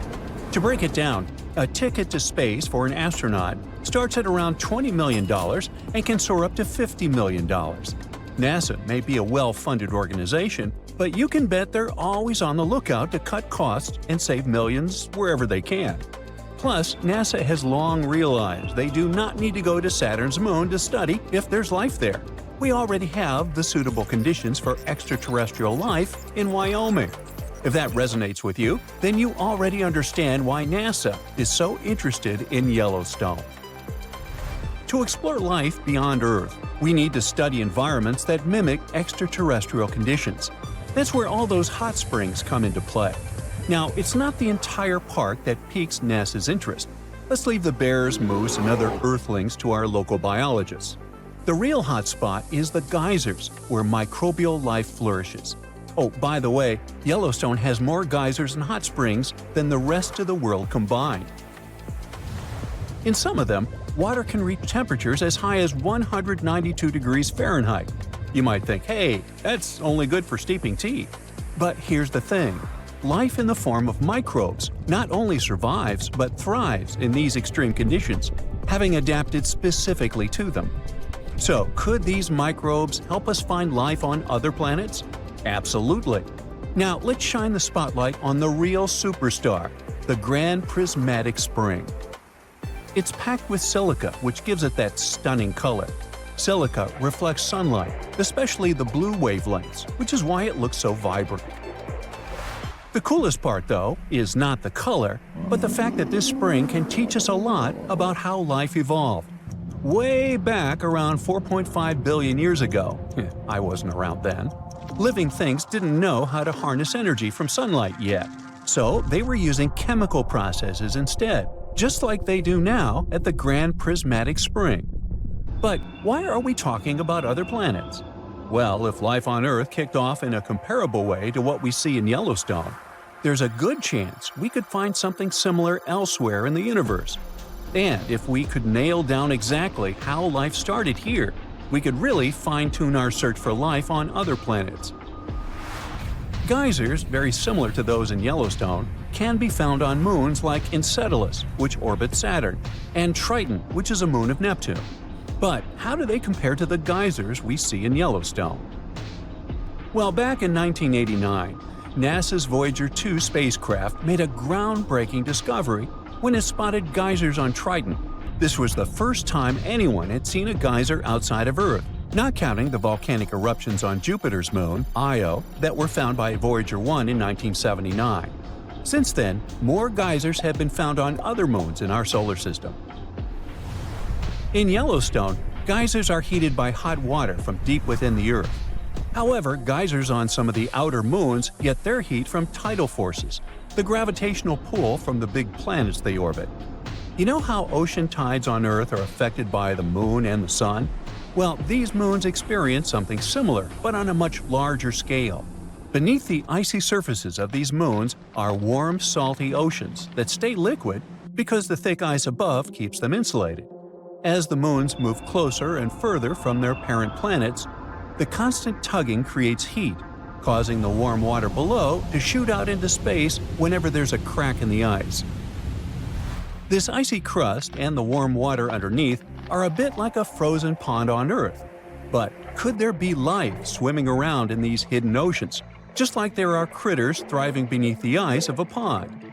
That's something scientists want to find out. NASA hopes to send advanced spacecraft to explore these distant moons and look for signs of life. But those warm oceans are buried miles beneath the frozen surface. So, how do we reach them? The answer may lie in geysers. In February 2019, a group of planetary scientists decided to visit Yellowstone in the winter to study the similarities between Earth's geysers and those in space. They know that Yellowstone's geysers are home to some tough little microbes called extremophiles, which thrive in extreme conditions like hot or acidic water. The researchers wanted to learn as much as they could about these microbes and the environments they live in. They brought along a bunch of scientific tools to measure things like temperature, pH levels, and oxygen in the water. They also used special instruments to analyze the chemicals in the ice and rocks and sniff the air for gases. Plus, they collected samples of rock, ice, and water from the geysers, catching tiny droplets on sheets of foil coated in geyser spray. Their main target was the Great Fountain Geyser in Yellowstone's Midway Geyser Basin, which puts on a spectacular show 2 to 3 times a day. However, visiting in winter posed some challenges. Some scientists were delayed by snowy weather, arriving late at night right before they were supposed to enter the park. Then their SUV got stuck in a snowdrift and had to be rescued by a snowplow. The next day, riding in a snow coach, the team had to trudge through deep snow for nearly a mile to reach the geyser, keeping an eye out for elk, bison, and even bears. As they made their way to the Great Fountain Geyser, they took breaks to gather samples and measurements from other interesting pools along the way, like Lemon Pool and Surprise Pool. Even though Yellowstone feels remote, it's not nearly as far away as places like Enceladus and Triton. It's a unique natural laboratory that can teach us a lot about life on Earth and potentially beyond. Oh, as for labs, the Great Prismatic Spring may count as one. Look at these guys. Under the microscope, they look like matches. Their official Latin name is Thermus aquaticus. They live in this hot spring, and these bacteria have saved millions of people's lives. Now, if you're skeptical about what I just said, then you need to know that these bacteria help to create the basis of PCR tests widely used in today's medicine to give fast and precise diagnosis. Back in the 60s, a microbiologist named Thomas Brock was exploring the park's superheated thermal pools and stumbled upon something amazing. Brock was super interested in bacteria that could thrive in extreme conditions. During his 10-year journey studying geysers and thermal springs, he found a microbe in a spring called mushroom pool that could survive in nearly boiling water. This little guy, Thermus aquaticus, turned out to be a game changer for science. Why? Well, it's crucial for a technique called PCR, also known as polymerase chain reaction, which is used to quickly make copies of DNA samples. Before Brock's discovery, this process was tricky because the heat could damage the enzymes that hold DNA together. But thanks to Thermus aquaticus, scientists could now heat and cool DNA samples without breaking them down, making everything faster and easier. It all happened because researchers had purified an enzyme called tag polymerase out of this organism. Those Yellowstone microbes could also be your new go-to for a delicious and sustainable breakfast. A unique microbe was discovered there during some NASA-funded research, and it's now being transformed into tasty vegan breakfast patties and cream cheese. Originally found in a hot spring, this little wonder is called Fusarium strange flavolapsus, and it caught the attention of space enthusiasts as a powerful protein source for long space missions. Plus, it requires way less water and land than beef, making it a smart choice for the planet. Researchers initially looked at this microbe for biofuel, but soon realized it could be cultivated into a complete protein with a texture reminiscent of chicken. Marked as FY, it can be turned into a variety of food products, all thanks to a fermentation process that keeps it free from contaminants. Oh, almost forgot. NASA is even working on a bioreactor to grow FY in space. Ooh, stay tuned. Nature can ruin your life with a tsunami, hurricane, tornado, rainstorm, and many other destructive events. But did you know that it also has other, weirder ways to destroy? Let's take a look at the most unusual natural phenomena. How about the orange rain? It's not that orange drops are falling on you, no, the whole sky and the atmosphere are turning dark orange. Orange clouds are pouring dirty orange drops on you. Don't worry, they're not poisonous, but watch your eyes. Don't let the drops get in because they contain sand particles. If you want to see this unusual phenomenon, go to the Canary Islands. Every year, the sky turns orange there and pours orange-red drops of water mixed with sand onto the ground. This phenomenon happens because of the Sahara. In the desert, strong winds blow millions of tons of dust and sand into the air. All this mess penetrates the atmosphere and turns the sky orange. Then, the particles from the Sahara fly toward the Canary Islands and fall on people in the form of heavy rain. Residents of this region experience breathing problems and poor vision in the orange conditions. Airports stop working. All flights are canceled. Under favorable conditions, a storm that carries sand particles can reach both the Mediterranean and northern Europe. Therefore, if you suddenly see red rain, don't be scared. This is not the apocalypse. Warning, this kind of rain causes anxiety. During this phenomenon, you won't see drops of water. There will be spiders falling from the sky. People have faced spider rains in Australia, the United States, and the United Kingdom. These creatures are called money spiders, or sheet web weavers. During strong winds, they climb as high as possible to the tops of plants, bushes, and fences. Then, they release a parachute-shaped web, and the wind blows them into the sky. They fly high into the air, meeting birds, cold winds, and harsh weather. Not everyone can survive this journey. Then, when the weather calms down, this tiny party lands on the ground. No one knows why spiders behave this way. According to one version, they fly away from places where flooding can begin. In other words, it's a forced migration. And because of this migration, spiders often become the first settlers of territories that have been destroyed by fires or other natural phenomena. But don't worry, these creatures are harmless to humans. They just want to live and multiply. Although, to be honest, it's hard to stay calm when thousands of arthropods are falling on your head. Tornadoes are a destructive force. But look at this. A whirlwind appears during a snowstorm. It's sucking in more and more snow. Now, it's not just a tornado, but a snow-nado. It looks like something terrible and destructive, but don't worry, it's not as scary as it seems. This is a fairly rare disaster that has recently occurred in Utah. The snow tornado came across a man and his dog on its way. It looked impressive and dangerous. Fortunately, no one got hurt. This phenomenon occurs when an air vortex raises snow from the ground. If you see a similar vortex next to you, don't panic. Usually, such phenomena are harmless and don't have enough force to destroy things. This natural phenomenon is much more dangerous than the snow-nado. Just imagine that a mountain of chunks of ice is moving along roads, sweeping away everything in its path. It looks like a tsunami, but instead of water, there are ice boulders.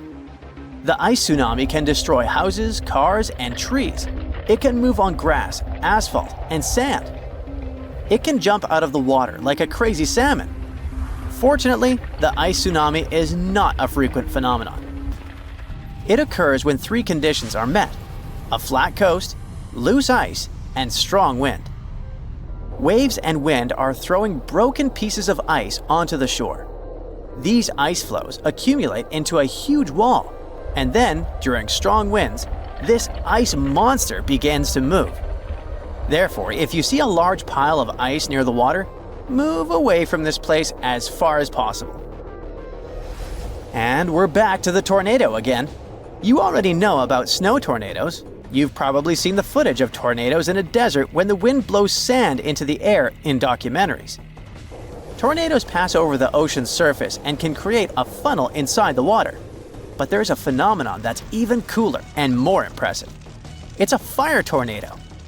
Surely not many of you have heard about this thing. It's a very dangerous phenomenon, but people have ventured close to the fiery tornado to study it. But firefighters, by the way, often encounter this devastating phenomenon. A fire tornado forms during forest fires, and sometimes it can appear inside a burning building. If you see a big flame and feel a strong wind, be careful. A fiery funnel may form. But how does this happen? Let's first look at the origin of an ordinary tornado. So, we're somewhere in a dry place in the middle of a hot day. The sun heats the air that is close to the ground. Its lower layers absorb more energy than the upper ones. An increase in temperature makes this air less dense and more buoyant. Then it lifts into the sky in the form of long columns. This rise has a spiral movement. The water in your bathtub moves similarly when it flows through the drain hole. So many of these air vortices are quite weak, and you can't see them.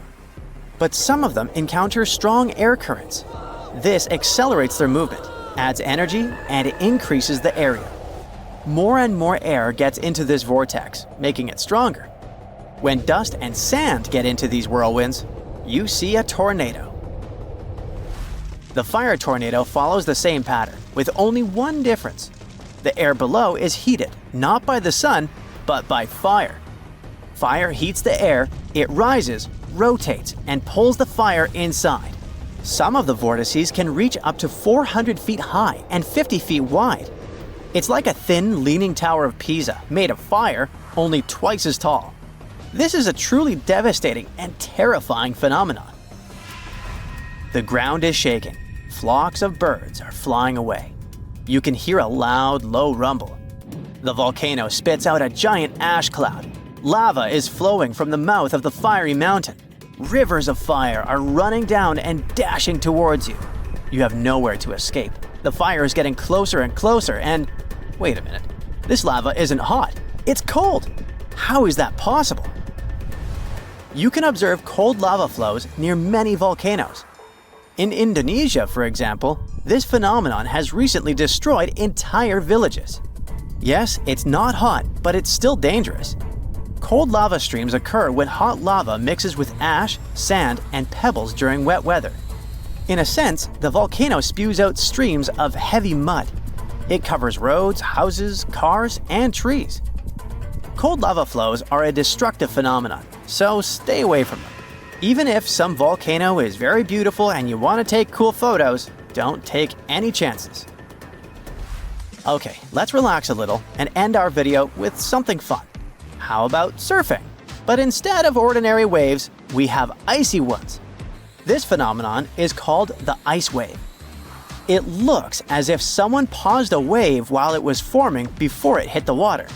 It's a rare occurrence, but you can find it on Mount Washington. The top of the mountain is shrouded in fog most of the year. Cold temperatures, humidity, and winds form frost.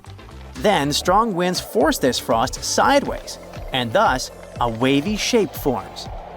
And when there's a wave, you can ski or snowboard inside, like a surfboard. But be careful, it's pretty cold in there, so wear warm clothes. These ominous rumbling sounds, the ground shaking under your feet. Wait a minute, that's my tummy. Or it might be Washington State's Mount Adams waking up. It's the largest volcano in the state by both area and volume, and it's recently started to show signs of life after staying silent for thousands of years. Scientists have noticed an alarming uptick in seismic activity around the mountain. And since the last eruption here happened between 3,800 and 7,600 years ago, humanity was still in the Stone Age at that time. This sudden chattiness has scientists, let's say, curious. The U.S. Geological Survey has hurriedly installed temporary seismic stations around Mount Adams to keep an eye on the situation. At the same time, they reassure the public there's no need to panic. Mount Adams doesn't reach the height of the better-known Mount Rainier, and still it covers a massive area, making it Washington's largest active volcano. Interestingly, records show that before September of this year, Mount Adams had experienced an average of just one small earthquake every 2 to 3 years since 1982. And then, the Cascades Volcano Observatory and the Pacific Northwest Seismic Network detected a staggering 6 earthquakes in just 1 month, September. These quakes were all rather tiny, with magnitudes ranging between 0.9 and 2 on the Richter scale. It means they were so weak you wouldn't feel them at the surface. Plus, satellite imagery confirmed there was no ground deformation in the area. Now, at the moment, the USGS keeps Mount Adams' alert level at green or normal, so we shouldn't worry about the ground opening and swallowing towns and cities. But the most recent seismic blips have encouraged the agency to install additional equipment for more precise monitoring. Such an expanded network will help scientists notice even the smallest earthquakes, which will help them understand what's happening under Mount Adams. This extra equipment might also shed light on whether this recent activity is a signal of future eruptions or just a random anomaly. If Mount Adams eventually erupted, it would likely produce slow-moving lava flows rather than explosive eruptions like Mount St. Helens. After all, past eruptions have only led to lava flows that travel just a few miles from the volcano. So that's not what we'd need to worry about. A much more dangerous thing would be lahars. These are mud flows that can happen when volcanic ash, rock, and melted ice mix during eruptions. Lahars have occurred near Mount Adams without even eruptions. Rock, weakened by hydrothermal processes at the volcano's summit, suddenly broke loose, creating fast-moving, destructive mud flows. Exactly for this reason, the USGS categorizes Mount Adams as a high-threat volcano. While it doesn't erupt frequently, it still poses serious risks to nearby settlements. Another volcano we should carefully watch is Katla in Iceland. It's one of the country's most powerful and dangerous volcanoes. It last erupted over a century ago in 1918, but if it erupts again, it could be 10 times as powerful as another Icelandic volcano whose name I can't pronounce. See? That one erupted in 2010, completely disrupting air travel all over Europe. An eruption of Katla could release large amounts of sulfur dioxide, which could form sulfate aerosols in the atmosphere. Such aerosols reflect sunlight, which could even cause temporary global cooling. This phenomenon often followed catastrophic volcanic eruptions in the past. Although eruptions are common in Iceland, Katla's ash cloud would likely shoot higher into the sky and cover larger areas of Europe than that other one did. It would ground flights and negatively affect economies. If Katla erupted, it would also harm agriculture, water supplies, and air quality. In 2014, scientists noted that a large eruption could even cause a tsunami that might travel along Iceland's south coast and out to sea. But the potential impact of such a tsunami is still unclear. Katla tends to erupt on a regular schedule every 40 to 80 years, which means that another eruption is statistically very likely soon. That's why Katla remains under close scientific observation. The Canary Islands' Cumbre Vieja erupted recently in 2021, reminding people of its destructive potential. The lava flow from this eruption was devastating. It covered whole neighborhoods and flowed into the ocean, destroying more than 3,000 homes. Thousands of people had to be evacuated. But the craziest thing? Even though the damage was significant, scientists believe it could have been far worse. A massive eruption of Cumbre Vieja could have caused the volcano's entire western flank to collapse into the Atlantic Ocean, triggering a mega tsunami. This hypothetical tsunami could have potentially created waves hundreds or even thousands of feet high. They could have flooded coastlines around the Atlantic Basin, including parts of the US and Europe. Luckily, recent studies claim that a collapse of that scale is unlikely. But even though the chance of a mega tsunami is low, scientists still think it's wise to prepare for possible eruptions because there's a chance of extensive damage. The lava flows that occur at this volcano tend to be extensive and dangerous to both human life and the infrastructure on the island. If you decide to travel to Ecuador, you should be wary of Cotopaxi, one of the most active volcanoes in this country. It's been rumbling with minor eruptions since 2022. While these eruptions have been relatively small, Cotopaxi has a great potential for a major eruption, and it has scientists on high alert. If Cotopaxi erupted on a large scale, it could produce a massive ash cloud over 12 miles high, threatening the lives of around 200,000 people in the neighboring area. A serious danger is Cotopaxi's snow-capped summit. It would melt super rapidly in a major eruption. It could lead to destructive floods and landslides that would flow down the mountain and potentially reach populated areas. This combination of volcanic activity and glacial floods makes Cotopaxi a high-risk volcano. A powerful eruption could occur soon, or it could be years or even decades away. But monitoring efforts are in place to catch any warning signs. The next volcano we should watch out for is already infamous, Mount Vesuvius. Its catastrophic eruption in 79 CE destroyed the Roman cities of Pompeii and Herculaneum. Its last eruption occurred in 1944, but Vesuvius remains highly active and poses a great risk to nearby Naples, one of Italy's largest cities. A large eruption would threaten over 3 million people. Many of them live in the vicinity or even directly on the slopes of the volcano.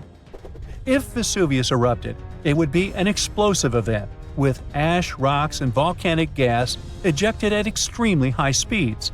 And even though such a destructive event isn't expected for a few hundred years, Vesuvius remains one of the world's most closely watched volcanoes. After all, it has a real potential to cause catastrophic damage in a densely populated area. Then we have Popocatépetl, often called El Popo. It's one of North America's tallest active volcanoes, which lies about 40 miles from Mexico City. Exactly this proximity to a metropolitan area with a population of 22 million people makes Popocatépetl especially hazardous. A large eruption could send a massive ash cloud over Mexico City, causing widespread disruptions. Ash could clog the city's drainage systems, contaminate water supplies, and even cause power outages by short-circuiting electrical systems. Plus, lahars could rush down the volcano, reaching nearby towns. Popocatépetl has been showing near-constant seismic activity since the early 2000s, and smaller eruptions are pretty common here. In early 2024, there were 13 recorded minor eruptions, which alarmed nearby towns. At the same time, volcanologists consider such eruptions normal for Popocatépetl. While talking about super dangerous volcanoes, we can't skip Yellowstone National Park. It houses one of the world's largest supervolcanoes. Its last massive eruption occurred about 640,000 years ago. But if this monster were to erupt today, the impact would be much more devastating for the entire planet. States closest to Yellowstone, including Montana, Idaho, and Wyoming, would be most affected, likely experiencing disastrous pyroclastic flows. These flows, which are made of a dangerous mix of lava, ash, and gases, can obliterate everything in their path. Large parts of the country would also be blanketed in volcanic ash, over 3 feet in some areas. On a global scale, an eruption at Yellowstone would send tons of ash and gases into the stratosphere, potentially blocking sunlight and causing global temperatures to drop for a few years. This would disrupt agriculture, collapse transportation systems, and create food shortages on a massive scale. Still, even though there's a popular myth that Yellowstone is overdue for an eruption, geologists clarify that this isn't true. Volcanoes don't follow precise timetables, and the activity at Yellowstone doesn't indicate an imminent eruption. So yeah, that's good news. Oh boy, scientists predict a volcanic eruption that is likely to be one of the most destructive in the history of our species. There's a 1 in 6 chance of it happening in this century, and it could seriously change the climate even more and put millions of lives in danger. Back in January 2022, the Hunga Tonga Hunga Ha'apai volcano erupted in the South Pacific Ocean, creating a huge explosion. It sent tsunamis all the way to Japan, North America, and South America. Tonga itself was hit hard, with damage costing nearly 20% of the country's entire economy. Now, researchers at the Niels Bohr Institute in Copenhagen have studied ice samples from Greenland and Antarctica, and their findings are worrying, predicting potential global volcanic disaster. They say there's a real chance of a much bigger eruption, a whopping 10 to 100 times larger than Tonga's. In the past, eruptions this size used to change the climate and even cause civilizations to collapse.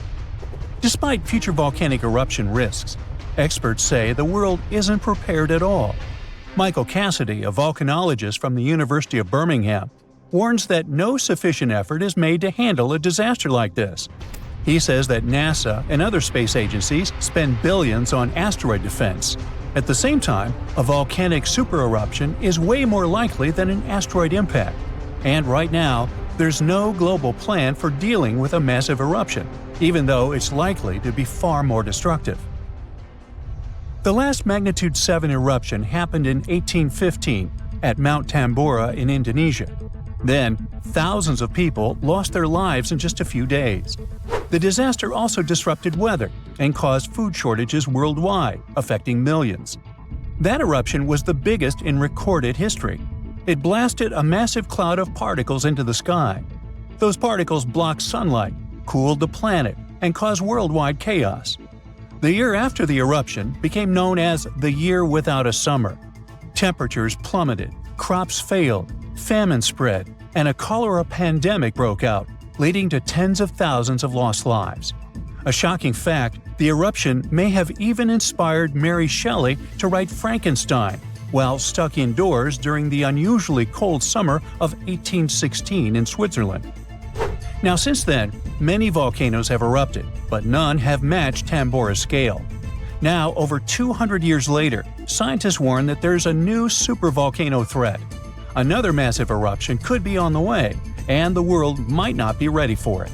So, while scientists seriously discuss the likelihood of the next volcanic eruption, experts are calling for urgent action to prepare before it's too late. So the thing is, a massive volcanic eruption today could be even more devastating than the Year Without a Summer. Unlike back then, we're already dealing with all kinds of weather changes and a more fragile global system, which could make the effects even worse. Dr. Michael Rampino, a geological scientist, warns that the world is more unstable now, and it means that a modern-day mega-eruption could have even more severe consequences. But this time, greenhouse gases from fossil fuels may make the aftermath of such an eruption even colder instead of warmer. So we're talking about volcanic activity endangering humanity. Dr. Thomas Aubrey, a volcanologist, found that in a hotter, more turbulent atmosphere, the sulfur dioxide gas released by a volcanic eruption would spread faster and farther than in the past. This gas forms sulfate aerosols, which reflect sunlight and cause global cooling. Because these tiny particles would be more evenly distributed, they'd have a stronger cooling effect than in 1815. Another atmospheric scientist at Cambridge explains that the size of these airborne particles matters. It affects how they absorb sunlight, and in a future warmer climate, an eruption could make the surface cooling stronger by 15%. At the same time, there are still many unknowns. Scientists from the University of Geneva say that we're only beginning to understand the full impacts of such an event. It's also difficult to precisely estimate future volcanic eruption risks, since we have very little data on older eruptions.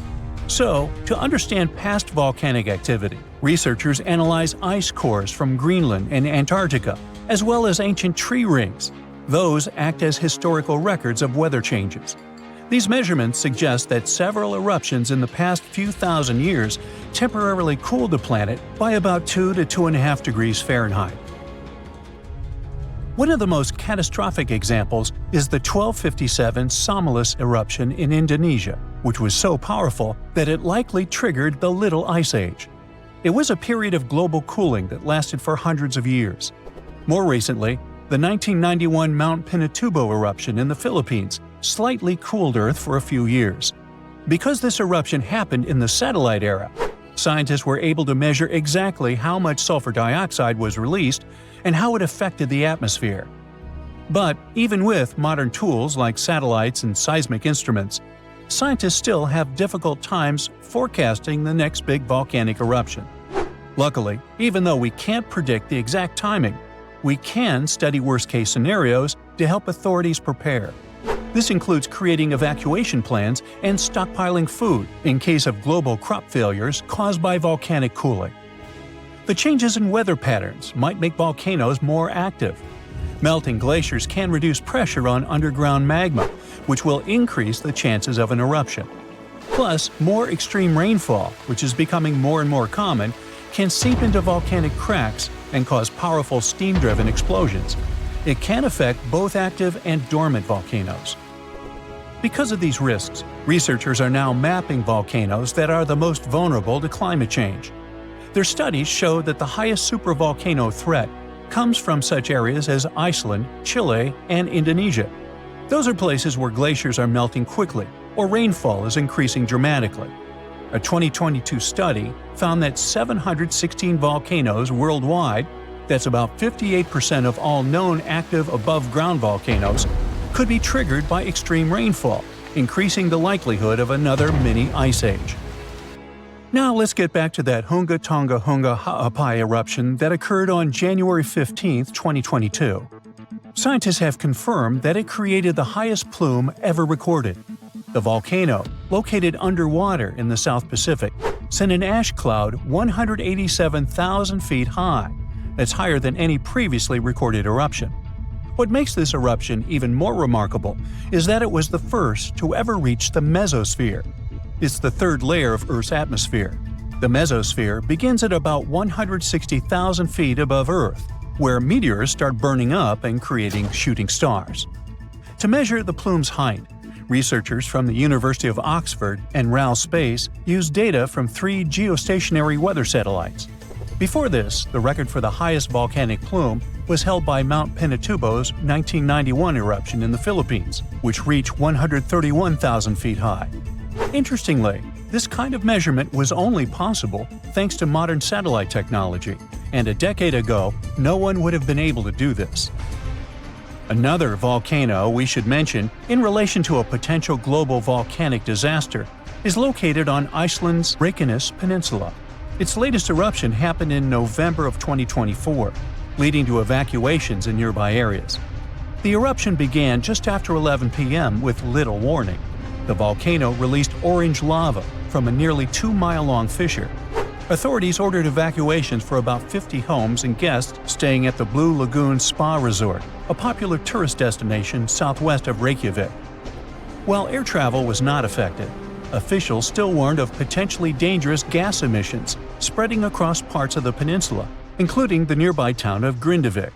Grindavik, home to 3,800 residents, has repeatedly witnessed volcanic activity, and past eruptions even damaged its infrastructure and forced evacuations. For example, in August 2024, a 2.5-mile-long crack opened at the Sunthunkangigar crater near Grindavik. It led authorities declaring a state of emergency as lava flowed in multiple directions. Fortunately, Iceland's meteorological office reported that the latest eruption was significantly smaller than the one in August. Geophysics experts conducted aerial surveys and figured out that the situation appeared less intense than the previous eruptions. These days, Grindavik is not at risk, but the possibility of further developments cannot be ruled out. Scientists predict more volcanic eruptions. Can you imagine that all modern humans came from about 1,000 people? Around 800,000 to 900,000 years ago, almost all of our ancestors disappeared, leaving about 1% of the population behind. So, what the heck happened? The Earth often goes through glacial cycles, things that we call ice ages. Back in the past, they were pretty mild and happened regularly, about every 41,000 years. The ice ages happen because of the Earth's axis.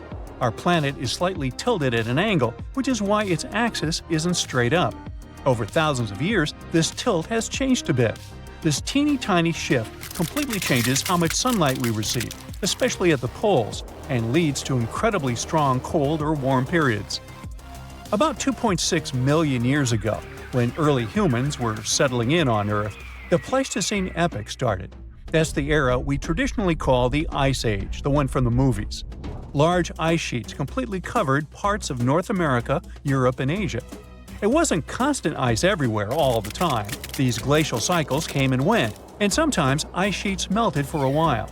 But overall, things were still much snowier and colder compared to now.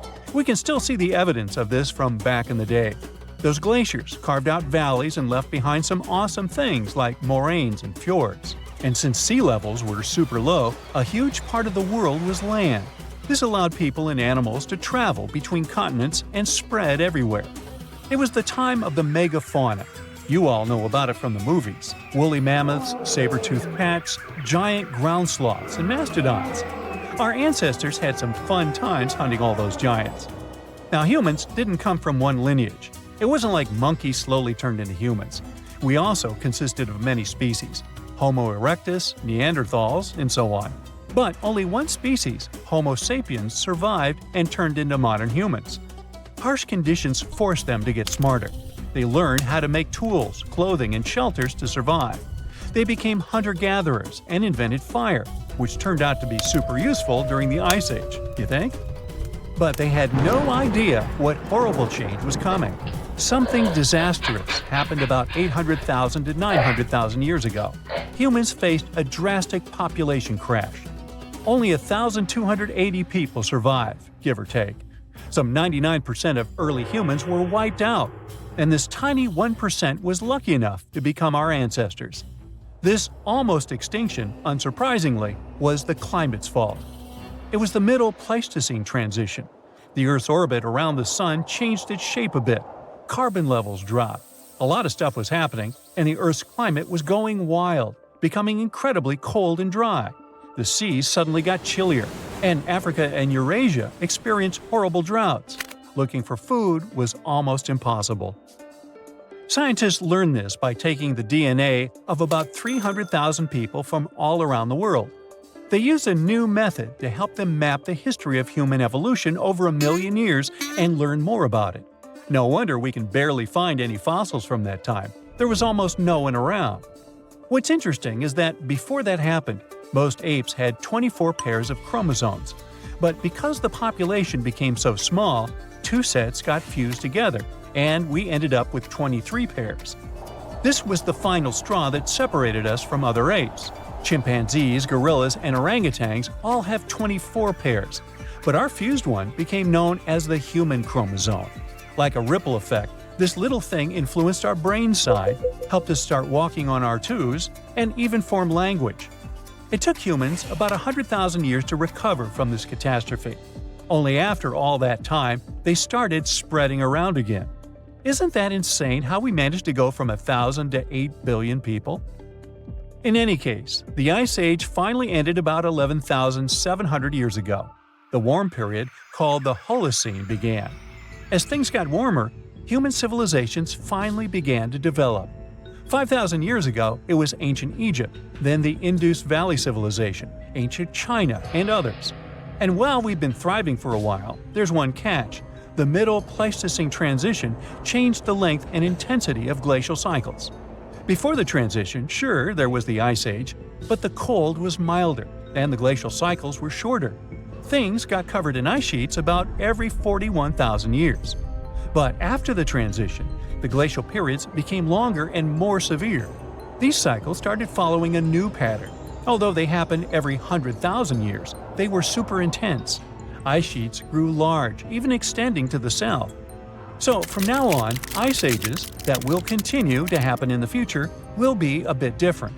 The next one should be at least 50,000 years from now, maybe longer. It's good for us because it'll occur later, but at the same time, the consequences will be stronger. What our ancestors went through is called a population bottleneck. That's what we call a sudden and huge reduction in the size of a population.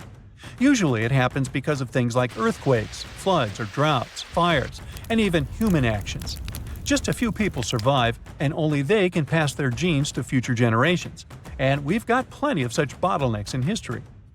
Our modern species, Homo sapiens, originally lived in Africa. Around 60 to 80,000 years ago, a small group of them left Africa and spread across the world. It wasn't on a whim, though. They had to move somewhere because of the droughts and huge climate problems in Africa at that time.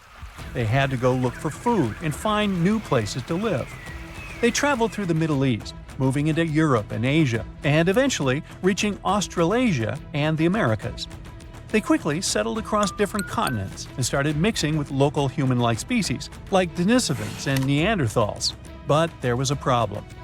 Originally, the African species were super genetically diverse, but since only a small part of them decided to move out, they carried just a bunch of these diverse genes with them. Unfortunately, this caused a bottleneck for everyone. Human-like species from other parts of the world became less genetically diverse. Since they had a smaller gene pool, they became more vulnerable to all the harmful stuff.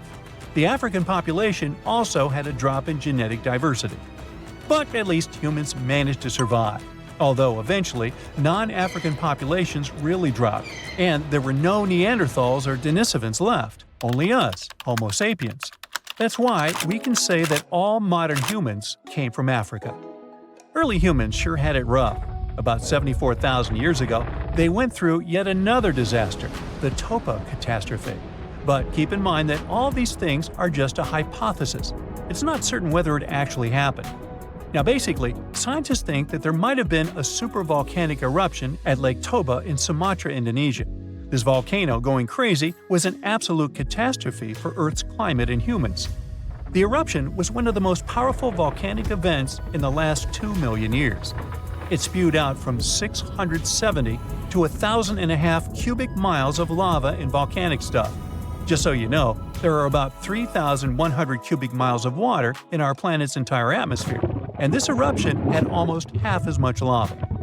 This horrendous disaster led to the formation of Lake Toba, a massive caldera lake in Sumatra.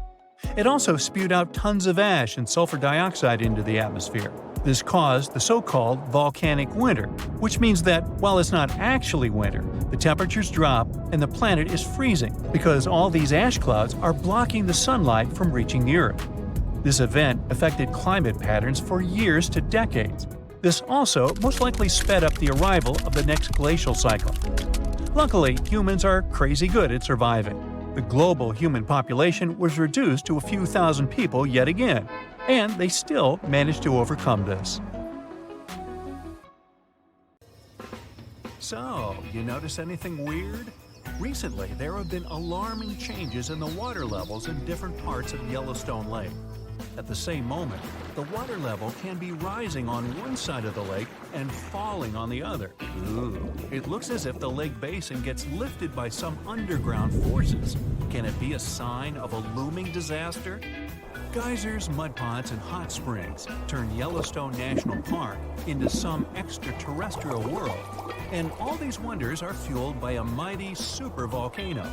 Supervolcanoes produce super eruptions. When it happens, they launch more than 240 cubic miles of ash, molten rock, and hot gases up into the air. To make it easier to imagine, 4 super eruptions could fill the Grand Canyon to the brim. The Yellowstone giant was thought to be responsible for at least 3 enormous eruptions and countless smaller ones. In that region, the volcanic deposits are scattered over tens of thousands of miles. Scientists believe they had been created by many weak eruptions. But after doing more research, experts found out these deposits had been left by 2 previously unknown super eruptions. Those probably took place about 9 and 8.7 million years ago. This discovery means that the area around the Yellowstone volcano used to face a super eruption every 500,000 years. But over the last 3 million years, the hotspot has seen only 2 super eruptions. It makes scientists believe these catastrophic events are slowing down, or just maybe one is overdue. Anyway, if the Yellowstone supervolcano went off with as much power as it had 2.1 million years ago, it would spit out more than 588 cubic miles of boiling lava. That's more than 4,500 times the volume of Sydney Harbor. That's a lot of lava. Whether it's likely to happen or not is another question. There's no doubt that something is going on with the volcano. The water level changes in Yellowstone Lake mean the caldera is lifting under the surface. And the caldera is what's left over after a volcano erupts and then collapses. The Yellowstone caldera is not just going up, creating a dome-shaped uplift. It also moves up and down in a kind of breathing motion. It might be because the magma is seeping into the crust, or because this magma is heating up the Yellowstone hydrothermal system, making it expand and raise the crust. Yellowstone has the status of an active volcano. Its volcanic explosivity index is 8 out of 10. Such a high number means that if this volcano erupted, it would be an apocalyptic event. Right before the disaster, the ground around the national park would lift. Geothermal pools and geysers would heat up to boiling temperatures and get more acidic than usual. The magma would start to rise toward the surface. At some point, the rock roof of the magma chamber wouldn't be able to resist anymore, and the explosion would kick off. A massive column of lava and ash would shoot up to a height of over 16 miles. After that, the volcano would keep pumping ash for days on end. The mixture of lava, ash, and gas would be hotter than 1,800 degrees Fahrenheit. It would travel through the area at a speed of 300 miles per hour, faster than a racing car. The air near the center of the eruption would heat up to 570 degrees Fahrenheit. One of the most dangerous consequences would be ash fallout. Volcanic ash can turn into glassy cement within seconds after being inhaled and getting in the lungs. People and animals would have problems with breathing. Okay, so that's an understatement, just so you know. Buildings would start to collapse under the weight of this dense substance. It would take just several days until a 10-foot layer of ash covered the territory of about 50 miles around the center of the eruption. After the ash got into the stratosphere, the temperatures all over the world would start to drop. If the eruption was rich in sulfur, an effective sunblocker, it would get so cold there would be no summer in the entire world for the next several years. The monsoon seasons would change. Agriculture would face serious problems. There would be issues with food supplies. Over the past 50 years, the Yellowstone caldera has risen almost 2 feet. It shouldn't alarm you, though. Experts are sure it's a natural behavior for Yellowstone. Periods of dome-shaped uplift are followed by the caldera lowering. Scientists think the supervolcano doesn't present any danger at the moment. For an eruption to happen, the magma inside has to be at least 50% molten. With Yellowstone, this number is just 5 to 15%. The probability of the eruption is 1 in 730,000. Safe to say, it's a long shot. Even better, a recent study made the researchers believe the hotspot might be in a state of decline right now, even despite all the breathing and dome-raising activity. Still, there have been tons of discussions about what people could do to prevent the disastrous supereruption from happening. And the most popular and seemingly effective idea was to cool the Yellowstone supervolcano down. Unfortunately, there's a catch. The volcano leaks out only 70% of the heat which comes from its magma-filled chambers, but the rest of the heat stays inside. As soon as it reaches a particular threshold, the volcano erupts. If it was possible to extract at least 35% of the Yellowstone volcano's heat, the eruption could be avoided. The cooler the magma is, the thicker and stickier it gets. It stops being so fluid and doesn't try to get out to the surface anymore. After considering these facts, NASA scientists came up with a plan. They suggested drilling a 6 miles deep well and pumping down cold, pressurized water. The temperature of the water that would get back to the surface would be approximately 662 degrees Fahrenheit. This way, the heat would be gradually extracted from the volcano. And if a geothermal plant was built on the site, it would generate plenty of electric power. It would be very simple to produce, and its price would be very alluring, about 10 cents per kilowatt hour. At first glance, it was an amazing idea. But sometime later, it started to receive a lot of criticism. Imagine drilling through the Earth's crust, getting deeper and deeper, and then wham bam, you hit a hypothermal pocket. Uh-oh, get ready for a catastrophe. This can release gases that are likely to cause a series of super powerful explosions. In the worst-case scenario, it may even trigger a full-scale volcanic eruption. Now, you already know about its catastrophic outcomes, from fountains of lava and avalanches of molten rocks to climate changes all over the globe.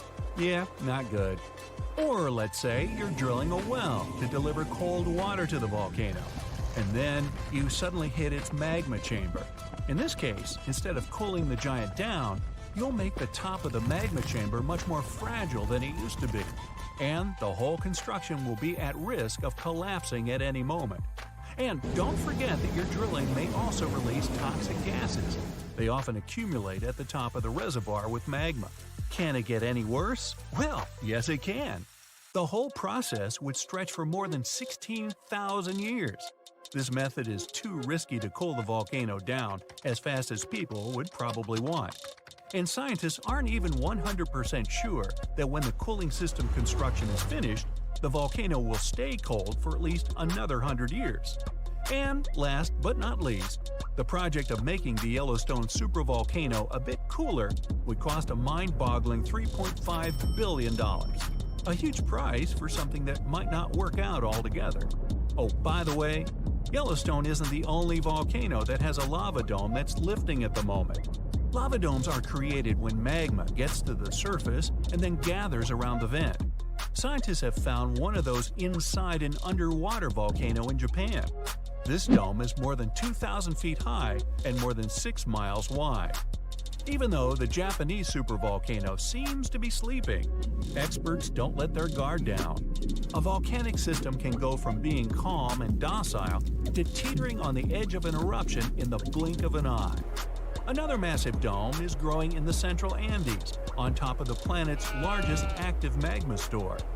The Altiplano Puna Plateau, well there's a tongue twister, and where the dome was found, is the second highest plateau in the world, and the dome itself is more than half a mile tall.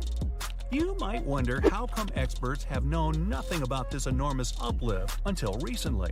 The answer is simple. It was hidden within the plateau. It's an arid region littered with volcanoes, and it stretches for thousands of miles. Yep, another case of hiding in plain sight. The ground suddenly starts shaking. Clouds of gas start forming in the sky, making it dark during broad daylight. Bits of the ground start swelling, lifting, and even collapsing. These are the telltale signs of a volcano that is bound to erupt. And this is what could easily happen again with Mount Spur. It's only about 75 miles from Anchorage, one of Alaska's busiest cities. More than half of the population of the northernmost state of the US live there. There's also a huge amount of air cargo that passes through its international airport daily. So anytime a volcano this close to such a vital hub begins to get restless, people start paying attention. Just FYI, approximately 350 million people in the world live within the danger range of an active volcano. That means that around 1 out of 20 people live in an area at risk of volcanic activity. Alaskans probably wish that Spur's reawakening was fiction, but it's actually true. The Alaska Volcano Observatory picked up on several of these "I'm about to erupt" signs from Mount Spur. So much so that they raised the alert level to yellow, which means unrest above normal background levels. Spur erupted twice in the 90s, and it was pretty intense. If we were ranking volcanic eruptions on a scale from 1 to 10, these eruptions would rank a 6 or 7. Not that terrible, but still worth 10 to 17 million in damages. However, these numbers are nothing compared to Alaska's 1988 Redoubt eruption, another volcano that erupted and summed up a staggering $345 million in damages. Mainly because its ashes hit aircraft engines, such as the KLM 747 that lost power after all its engines went off due to the ashes.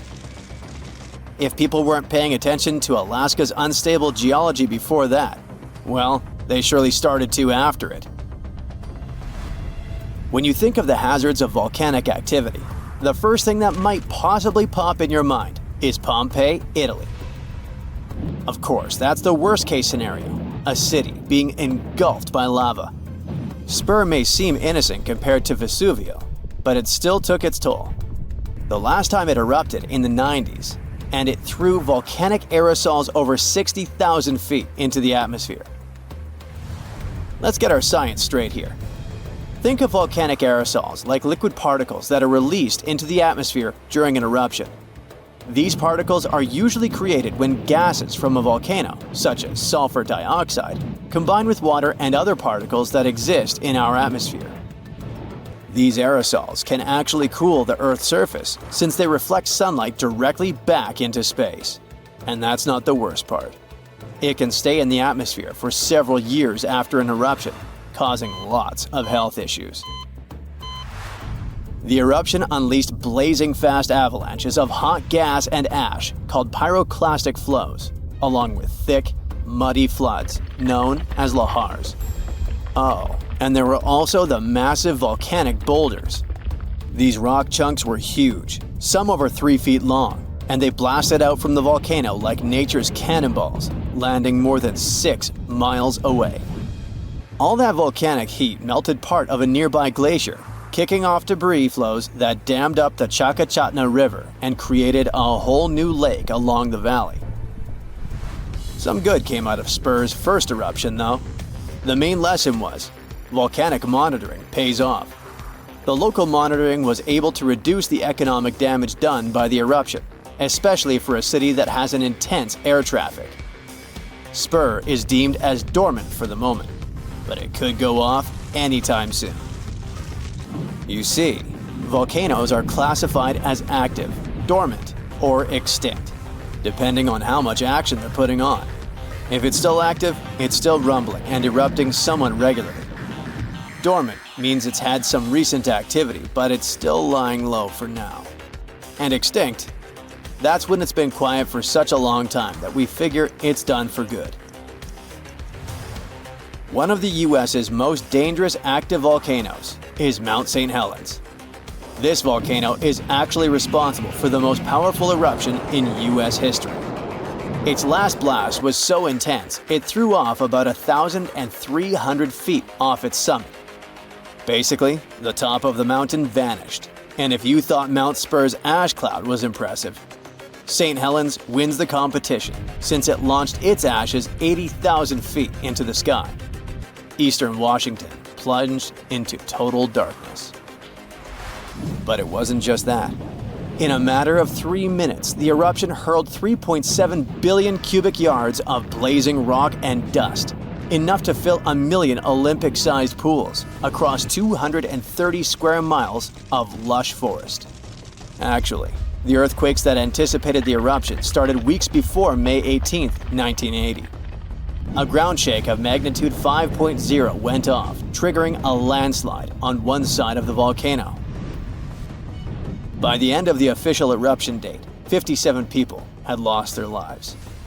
Nearly 7,000 big game animals like deer and elk were wiped out, and millions of birds laid scattered on the burnt earth. Researchers don't think St. Helens will blow at the same magnitude again anytime soon, but they're keeping an eye on it, because this volcano is not exactly finished. By the way, the word volcano comes from the Roman name Vulcan, which was the Roman deity of fire, and they often happen at the meeting point of tectonic plates, which are the pieces of the Earth's surface that fit together like a jigsaw puzzle. The so-called Ring of Fire, located in the Pacific Ocean, is the world's danger zone when it comes to volcanoes. It contains between 750 and 915 active volcanoes.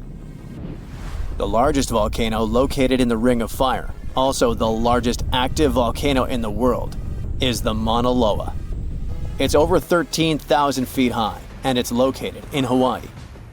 Researchers say that Mauna Loa has been erupting for at least 700,000 years.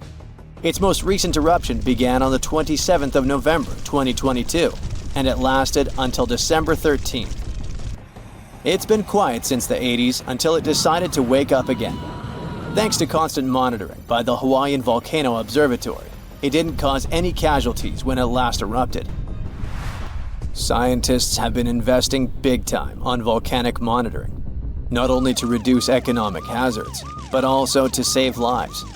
The most recent attempt has been to drill into volcanoes. Recently, a group of scientists went all the way to Iceland in one of the world's volcanic hotspots. There are around 33 active volcanoes in Iceland alone, but the one that is the most interesting to them the most is the Krafla volcano.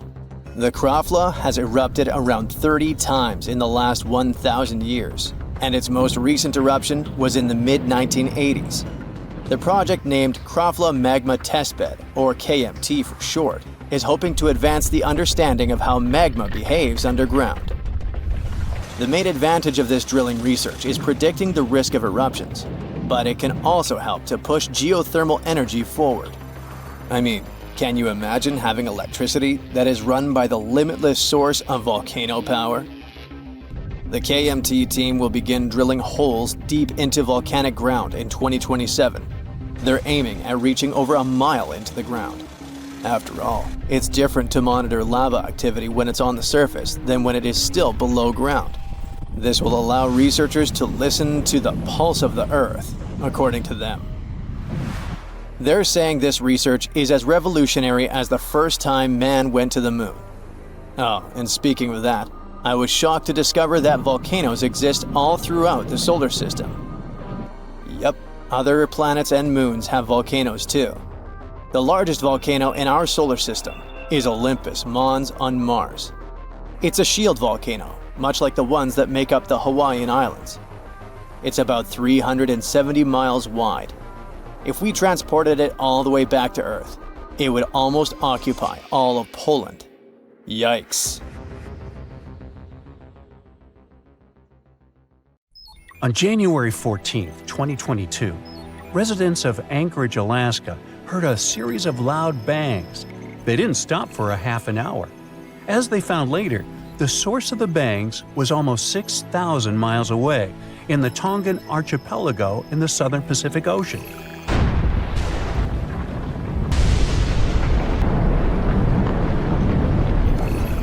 The Hunga Tonga underwater volcano abruptly woke up from its sound sleep. It last erupted at the end of December 2021 after several years of inactivity. Hunga Tonga sent a large plume of ash into the stratosphere that was seen in the capital city of Tonga, 43 miles away from the volcano. In the following days, it was emitting steam and gas to the height of 7 miles. Plus, it was letting out ash that accumulated next to it and even made the island on which it was standing increase in size. Then it went back to sleep, and the officials even announced it was dormant. But just a couple of weeks later, it woke up again with a crazy force. It sent ash clouds 12 miles into the atmosphere. It blocked the sun in some places and rained down from the sky. The sound waves from the eruption traveled around the planet several times, People in Fiji heard a sound that reminded them of thunder. Some booms even reached Canada. Shockwaves went around the Earth 4 times in Japan and Utah, and at least twice in Massachusetts. The eruption caused tens of thousands of lightning flashes. It also triggered a mega-tsunami hundreds of feet high. It caused damage to buildings and infrastructure, such as underwater cables. The extreme waves traveled all the way to the California coast, and there was an unusually high tide along the Pacific coast of Canada. Scientists studied seismic data to understand what caused such a massive eruption. Their research models showed that there was a big blast, likely because gas got trapped in rocks, like how a pressure cooker works when it's overcooked. This blast released a huge amount of energy, as much as 5 of the biggest underground nuclear tests. It all happened under a shallow part of the sea, where gas-filled rock was trapped.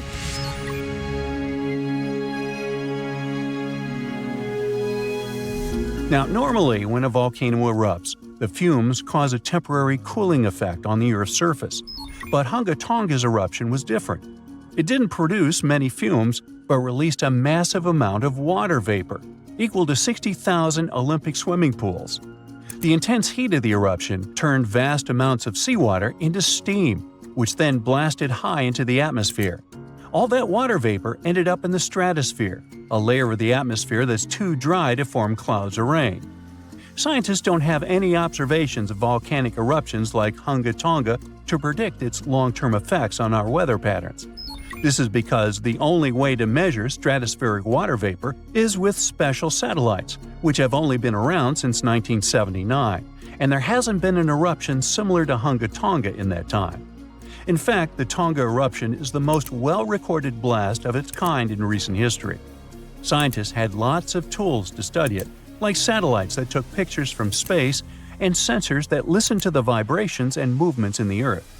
There was a similar eruption in 1991 at a volcano in the Philippines, but back then, they didn't have as many advanced tools as they do now to study it closely.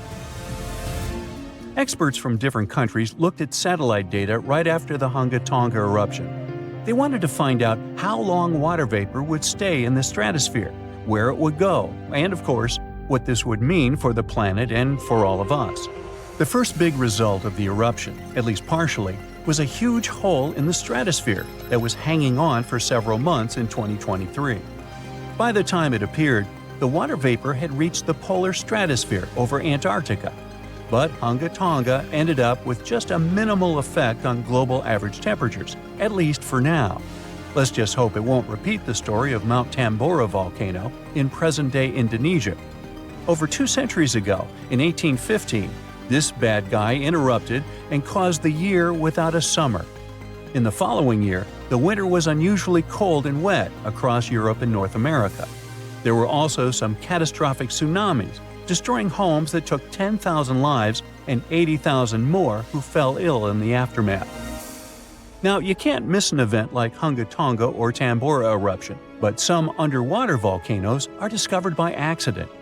A passenger on a commercial flight looked out her window above the Pacific Ocean and saw a weirdly colored patch on the water. She thought it could be an oil slick or a floating pumice raft, which is a telltale sign of a recent volcanic eruption. She decided to send a photo of this scene to a geologist. And that's how scientists found one of the largest volcanoes in the world, Havre. It's hiding about 3,000 feet below the surface. In 2012, Havre had a massive eruption that lasted about 90 days. Hot lava poured out of 14 different vents around the volcano's semicircle-shaped opening. Havre is just one of many volcanic systems covered by thousands of feet of water.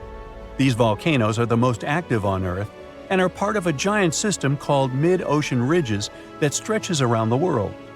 This system produces about 75% of all the magma that comes out of Earth's volcanoes each year.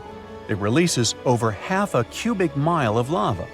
When the magma cools down, it forms the edges of new ocean plates, which are like giant puzzle pieces that make up the Earth's crust. A team of scientists studied material left on the ocean floor by volcanic eruptions from the Bronze Age. About 3,600 years ago, a volcano that was partly underwater in the southern Aegean Sea woke up with a bang. This eruption destroyed the island of Santorini and sent massive amounts of ash, rocks, and gases into the air. It left behind thick layers of ash and rock that settled in piles on the ocean floor. Scientists have been studying the ancient Santorini eruption for several years to figure out what happens during such massive ones. Their research helps explain how future volcanic eruptions could affect the weather on our planet. The study also helps scientists understand the strength of the eruptions, how high the eruption columns might go, and the sizes of the waves that form when all that ash and rock settles into terraces on the ocean floor. This information will help predict the dangers of future eruptions. Now, when a volcano erupts, the last place you want to be is inside it, but scientists did it for you. Well, kinda. They produced a smart new imaging technique that uses the best ideas from medical imaging and optical telescopes. Matrix imaging, that's what it's called, makes it easier to understand what's happening underground, even when there aren't many sensors available. These sensors, called geophones, detect and record the movement of seismic waves, which are vibrations that travel through the Earth. By studying these waves, scientists can learn about the distinct types of rocks and how they are arranged beneath the surface. The researchers test their method on a volcano in Guadalupe in the Caribbean Sea. There aren't so many geophones on this site, but the scientists combined the data from multiple geophones thanks to this new tech. They used a special trick called the memory effect to reverse the distortions that happen when seismic waves bounce off different underground materials and figure out what the original signals look like. The researchers could clearly see the structure inside the volcano down to a depth of about 6 miles, with incredibly detailed images in a resolution of over 300 feet. They found out that there are many layers of magma stored underground. These layers are connected to other deep parts of the Earth. Knowing about these layers and how they work could help scientists make better guesses about when a volcano might erupt. If they can do that, they might be able to warn people earlier and keep them safe from dangerous eruptions. It happened in Iceland on Friday, March 19, 2021 at 8:45 p.m. About 20 miles southwest of the capital. Molten rock suddenly burst through the surface from below. Bright lava fountains then lit up the night sky. A volcano in this valley finally woke up after almost 800 years of sleeping soundly. We divide volcanoes into 3 categories: active, dormant, or extinct. Around 1,900 of them around the globe are considered active. That means they've erupted in the recent past and will likely do it again in the possible near future. Dormant volcanoes haven't popped off for a long time, but they still may in the future. You could say they're sort of sleeping. As for extinct ones, those guys haven't done anything in more than 1 million years. The eruption in Iceland wasn't super explosive, and this all happened 6 miles from the nearest town, so everyone was perfectly safe. Many even came to see it up close, while other brave visitors tried to fry eggs and bacon on the lava. Just be careful not to burn your breakfast black. Lava can be over 2,000 degrees Fahrenheit. It burns everything in its path. Yet it also produces some of the most fertile land for agriculture. This eruption gave a relatively small amount of lava at first, but it's been spreading across the valley in different directions, forming a sort of shield that's constantly growing. You can never really predict how fast a lava flow will be until you see it. It all depends on how thick it is and how steep the mountain slope. Lava can ooze slowly at about 20 feet a minute, a fraction of the average person's walking speed. Or it can flow as fast as 30 miles per hour, which even the fastest person on Earth can't outrun.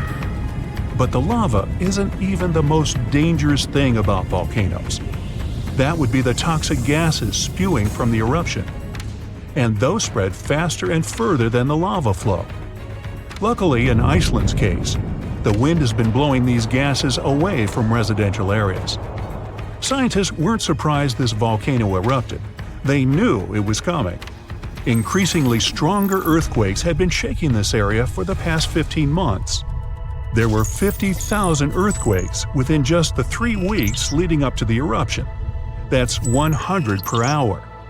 The volcano has been active since March, and geologists say this could last for weeks, months, years, or even decades of constant eruptions in the area.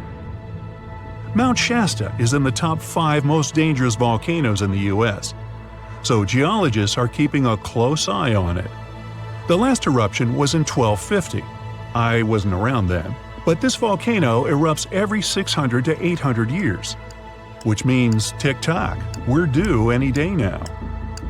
About an hour from Portland, Oregon, there's an active volcano that last erupted in the 19th century. Next time it goes off, scientists think it'll produce larger amounts of ash and dust. This could cause an electrical blackout and make water unsafe to drink in the area. But the experts pay close attention to Mount Hood. They'll be able to give plenty of warning so people can react in time. Kilauea is one of the most active volcanoes in the world. It's been erupting almost constantly since 1983, making it also one of the longest eruptions known on Earth. It's the youngest land volcano in Hawaii. Volcanoes can take thousands of years to form, but others can pop up practically overnight. A volcano in Mexico just erupted in an open field in 1943 and started growing from there. Within a year, it was almost 1,500 feet tall. When the eruptions finally stopped 9 years later, the mount had reached a height of over 9,200 feet. Mount Fuji is an iconic symbol of Japan. The last time it erupted was in 1707, and it sent a shower of burning rocks as far as 60 miles away. If a similar eruption happened today, Tokyo would be within that vicinity. Mount Fuji is right on the Ring of Fire, that horseshoe-shaped region in the Pacific Ocean full of active volcanoes and earthquakes. From one end to the other, it's almost 25,000 miles long. It could wrap all the way around the Earth's equator. In January 2020, Taal volcano in the Philippines started spewing lava, sending huge plumes of ash half a mile up into the sky. The eruption even triggered a rare phenomenon, a dirty thunderstorm. That's when the smoke cloud above a volcano produces its own lightning. The chance of volcanic tsunamis was also high. Those are usually caused by tectonic movements that occur because of volcanic activity. Taal has erupted more than 30 times in the last 450 years. This volcano in Ecuador last erupted in 2016. Scientists think it might be showing some early warning signs of magma on the move. This is an active stratovolcano, a specific cone-shaped type with steep sides. They form from sticky lava that doesn't flow that easily. That lava goes around the vent, cooling and piling on itself to form these steep walls. These types are more likely to produce explosive eruptions like the ones we see in movies. Ruapehu is the oldest national park in New Zealand, a volcanic wonderland where you can closely see all those steaming craters, magnificent lakes, and unusual rock formations. It last erupted in 2007 and has had 10 eruptions since the mid-19th century. But eruptions, lava flows, and toxic gases aren't the only danger coming from volcanoes. There's also a thing called lahar, a kind of volcanic mudflow of debris. In between eruptions, snow melts and a lake forms in the caldera. If the last eruption brought mud, ash, and rocks in the lake, it becomes dangerously full. In that case, only a temporary dam holds it back. Indonesia has the biggest number of active volcanoes in the world, including one called Anak Krakatoa. It means child of Krakatoa, and its famous parent isn't far away. A huge tsunami in 2018 partially woke Junior, a scary thought since Senior had one of the most powerful eruptions ever seen on this planet in 1883. Krakatoa's boom was the loudest sound ever heard. People over 2,000 miles away could hear the explosion. The sound wave circled the globe 7 times, and scientists say it's hard to predict this volcano's eruption patterns. Mount Yasur in Vanuatu is one of just a few volcanoes in the world where you can see a lava lake. Tourists even go there to peer over the edge and get a look at the burning, bubbling lake below. Well, except for when the volcanic activity goes to levels 3 and 4 out of 5. That means there are more intense earthquakes, volcanic tremors, or steam, gas, or ash ejections. Then this place is off limits because, duh. This volcano in the DR Congo has the most active and largest lake volcano in the world. And all that lava is unusually fluid, meaning it travels faster and further than the stuff coming out of most volcanoes. It's certainly not amongst the tallest ones, but Ethiopia's Erta Ale is unique in that it has a lava lake almost constantly, which is pretty rare. The locals call it a smoking mountain because its lava lake often causes eruptions. This volcano is near the Danakil Depression, one of the hottest places on our planet. Merupi has been erupting on a regular basis since the mid-16th century. This volcano helps scientists do crucial research on how eruptions work and how they can warn people in time. After it was dormant for a while, this volcano in central Mexico sprang back to life in 1994. Ever since then, it's been producing huge mud flows and strong explosions in unpredictable intervals. In the past, enormous eruptions coming from this giant buried entire cities in pyramids. Imagine staying in a hotel and waking up to the magnificent view of a massive volcano covered in glowing rivers of lava and clouds of ash. When it lets off heat, visitors to this area in Guatemala take a chance to roast some marshmallows there. One of the most active volcanoes on Earth is on a small island north of Sicily. Stromboli has regular explosions, together with glowing lava coming from vents inside the crater. Not too far away is Etna, Europe's most active volcano and one of the biggest continental ones in the world. By the way, Earth definitely isn't the only planet with volcanoes. The largest one in our solar system is on Mars. It would cover the entire state of Arizona, and it rises nearly 3 times higher than Mount Everest. Ooh, don't look down. At this very moment, scientists are getting ready to explore the Earth's deepest layers, where temperatures are insanely high and the pressure is crushing. It might sound like a plot from Journey to the Center of the Earth, but it's for real. By 2026, the Krafla Magma Testbed Project plans to drill into an active volcano in Iceland. Their goal is to search for magma. Yep, that boiling molten rock that we often associate with destruction. It is a high-risk mission and a huge technical challenge, but the payoff can transform our future. This isn't our first attempt to journey to the center of the Earth. Back in 1959, Hawaii witnessed a breathtaking spectacle as red-hot lava violently erupted from 400-foot Kilauea Iki crater. Over the next 5 weeks, lava fountains erupted in 17 major bursts, with the tallest reaching a record 1,900 feet. This spectacular and terrifying event left behind a glowing lava lake in the crater. A few months after the eruption, the lava began cooling and forming crusts. That was a perfect chance for scientists to drill into that lake, see what was going on beneath it, and collect data about the magma reservoir. Over the next 2 decades, they kept coming back, digging a little deeper each time. By 1979, they managed to get 173 feet down. Up to that point, it was the closest we had ever come to an actual magma chamber. And by that, I mean the underground pool where magma sits before eventually rising to the surface and causing a volcanic eruption. Decades later, the dream of reaching magma finally became a reality. We are now in Iceland in the year 2009. The Iceland Deep Drilling Project has just kicked off. Their goal is to transform the Earth's inner heat into clean energy for everyday needs, such as heating homes and supplying hot water for baths. You see, using heat from the Earth's interior to make energy isn't new, but it usually comes from hot water underground, not directly from a freaking scorching magma chamber. That's why the Iceland Deep Drilling Project was such a big deal. magma could be a clean, renewable power source. And since it's hotter than the geothermal energy we normally use, it could generate a lot more power. Iceland is a natural choice for this kind of project. Known as the land of fire and ice, this country is home to some of the most active volcanoes on the planet.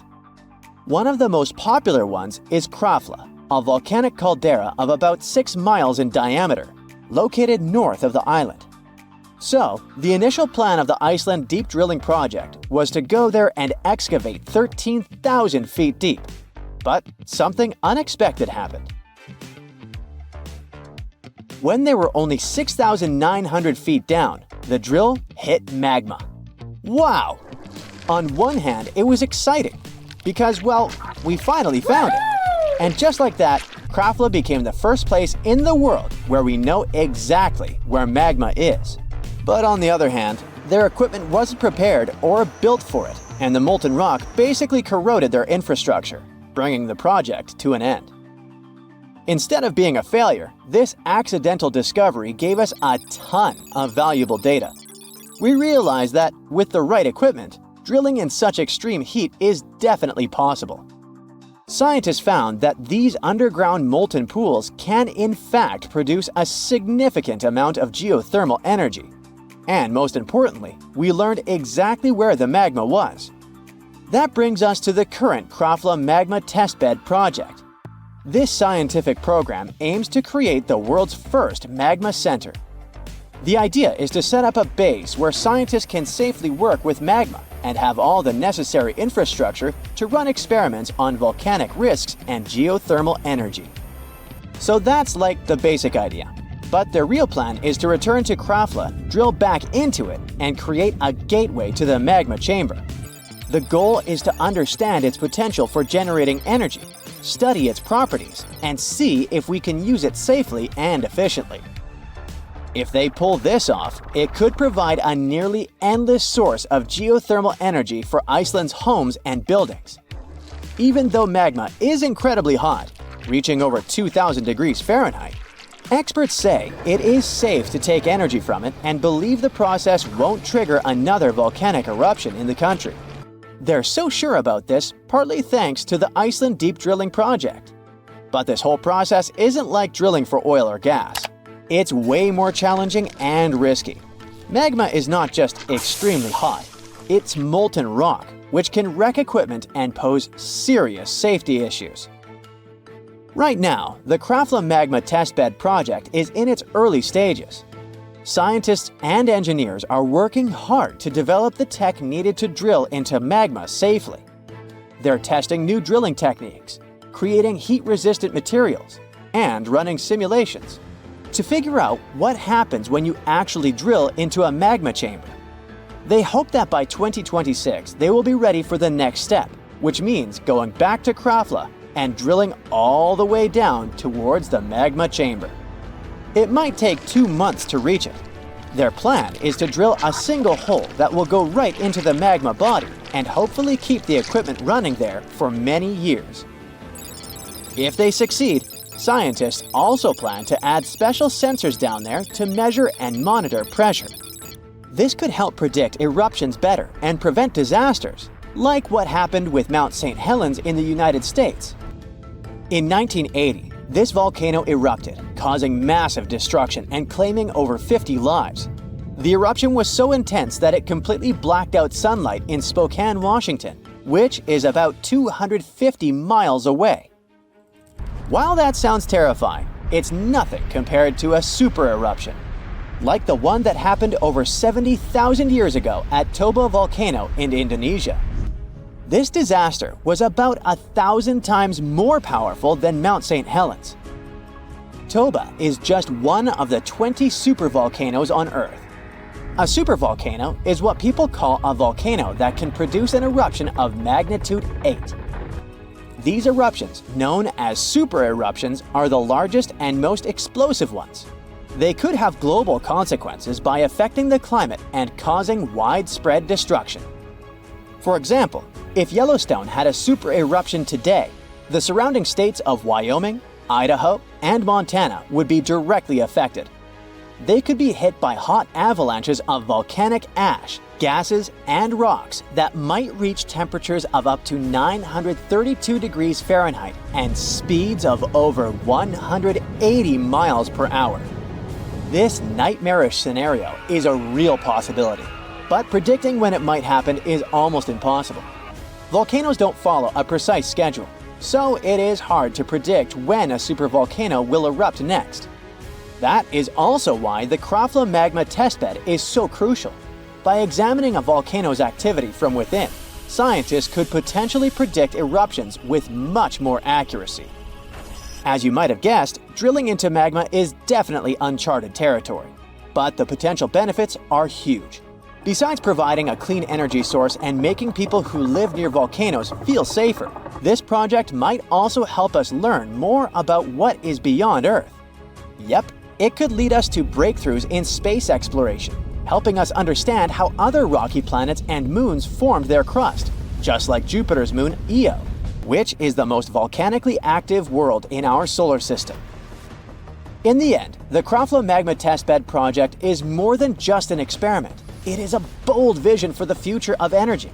It's about pushing the boundaries of science and engineering, taking risks, and dreaming big. So we should definitely keep an eye on Krafla, because this adventure into the fiery depths of our planet could end up changing our future. It's 2010. You're in the Japanese waters of the Pacific Ocean, about 745 miles south of Tokyo and very close to the island of Iwo Jima. The sky is clear. There are almost no waves.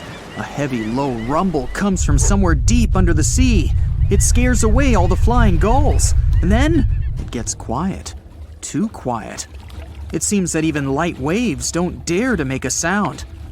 Suddenly, a small bubble rises to the surface of the water. Then, thousands of air bubbles start moving up, one after another. The water begins to boil and heat up. Its temperature is so high that you can cook eggs or pasta in here. The boiling area grows to the size of a stadium. A huge amount of steam is released into the air. You can see an outline of some huge object through the boiling water. Then, everything stops. The water cools, the amount of bubbles goes down, and the surface of the ocean becomes calm again. That year, an underwater volcano erupted at that specific location. Fortunately, it didn't bring any serious consequences. In August 2021, the eruption repeated. But this time, everything wasn't limited to the bubbling water. The Japanese Coast Guard reported strong volcanic activity in the region. Hot steam and gases came out of the water and rose into the air to a height of 10 miles, which is about twice the height of Mount Everest. The huge awakened volcano began to slowly lift to the surface. If you took a helicopter ride above this place, you'd see more and more land coming out of the water. This is not just a volcano, it's a whole island in the shape of a horseshoe. And this is just the beginning. Seismologists say this island is the tip of a huge volcano. It fills the sky with smoke and ash. The air temperature is rising. Scientists continue to monitor the situation. They believe the volcano can completely get out of the water. Nobody knows what consequences this may have. This isn't the first island that has appeared in the waters of Japan. Underwater volcanoes have erupted several times over the past century. One of the most surprising cases occurred in 2013. That year, a small piece of land was formed next to the already existing island. The underwater volcano that emerged from the water began to grow slowly. At some moment, it connected to the island. After 2 years, the area of this island increased by 12 times compared to the original size. Smoke is always pouring out of this place, and its surface is filled with red-hot lava flows. The volcano is unstable and isn't going to calm down. Such phenomena occur not only off the coast of Japan. In the 1960s, a volcano awoke on the southern coast of Iceland. For 3 whole years, it was coming to the surface and had formed an island by 1967. They called it Surtsey. Unlike the Japanese islands, this is where the volcanic eruptions ended. Now the island is one of the most inaccessible places on the planet. Only a few scientists in the world have permission to walk around this place. They want to learn how the plant and animal life of the island are formed without human intervention. This is a unique event, and here's why. Underwater volcanoes differ in their behavior from land volcanoes. They don't explode and don't release lava flows upwards. A huge amount of water above them creates high pressure. As soon as the magma gets out, the water immediately lowers it to the seafloor. Underwater eruptions don't normally cause any changes on the ocean surface. So, millions of gallons of lava sink to the bottom, cool down, and solidify around the volcano. This lava forms a thick layer of Earth's rock. To make an island appear on the surface, an underwater volcano needs a lot of magma. The next eruption creates another thick layer. Millions of years pass, and passive lava flows form mountains. Constant eruptions increase the height of the seabed. Layer by layer, the cooled lava rises higher and higher, and then, one day, it appears on the surface in the form of an island. Often, underwater volcanoes don't reach the surface and fall asleep forever. Such volcanoes are called seamounts. The tectonic activity also affects the formation of islands. The volcano has a source of magma that comes from the mantle of the planet. The tectonic plate is moving, and a volcano is placed on it, so the plate can lead the volcano away from the source of magma. When a volcano rises, it can simply move aside and no longer erupt. From the outside, the volcanic islands look like an apocalypse, lava spraying in different directions, smog and ash filling the sky. But in fact, volcanoes are not about destruction, but the creation of new life. Lava is any hot metal, but the natural lava flowing out of volcanoes is called magma. When it appears on the surface of the ground, various gases and acids instantly evaporate from it, and magma becomes lava. But underground, it's magma. These molten metals contain trace elements of almost all chemical substances that exist in nature. They enrich the land they're flowing in. Ash is also filled with many different elements. The lava hardens, the ash settles, and this creates favorable conditions for the appearance of a rich ecosystem. It can take millions of years to develop, though. The simplest bacteria appear. They feed on chemical elements coming from the volcano. When you have favorable conditions for bacteria, you get favorable conditions for bigger life forms. Birds flying by also help to develop the new ecosystem. They build nests on the island, bring tree seeds and plant spores from the continents and other islands. All this enriches life on the volcano. Volcanoes are isolated places, so unique species of animals, insects, and bacteria can appear only there and can't be found anywhere else on the planet. However, if the volcano wakes up, it can also destroy the ecosystem. The entire island can be covered with ash and simply lose all vegetation. But then, on the scorched ground, life can appear again. Hundreds of islands around the world appeared because of the eruptions of underwater volcanoes. Hawaii, Indonesia, and Iceland have them on their territory. Imagine that people settled on a similar volcanic island and built a city there. And one day, the volcano woke up. It once happened 200 miles south of Tokyo. People built a beautiful town right in the center of an active volcano on the island of Aogashima. In May 1785, the catastrophe began. That day was sunny, and no one could imagine what tragedy was approaching them. At some point, thousands of birds took to the air and flew away from the island. Then, the ground began to shake. A heavy, low sound came out of the town depths. Streams of smoke were coming out of the crater of a green volcano. The volcano was throwing dirt, large stones, and various debris into the sky.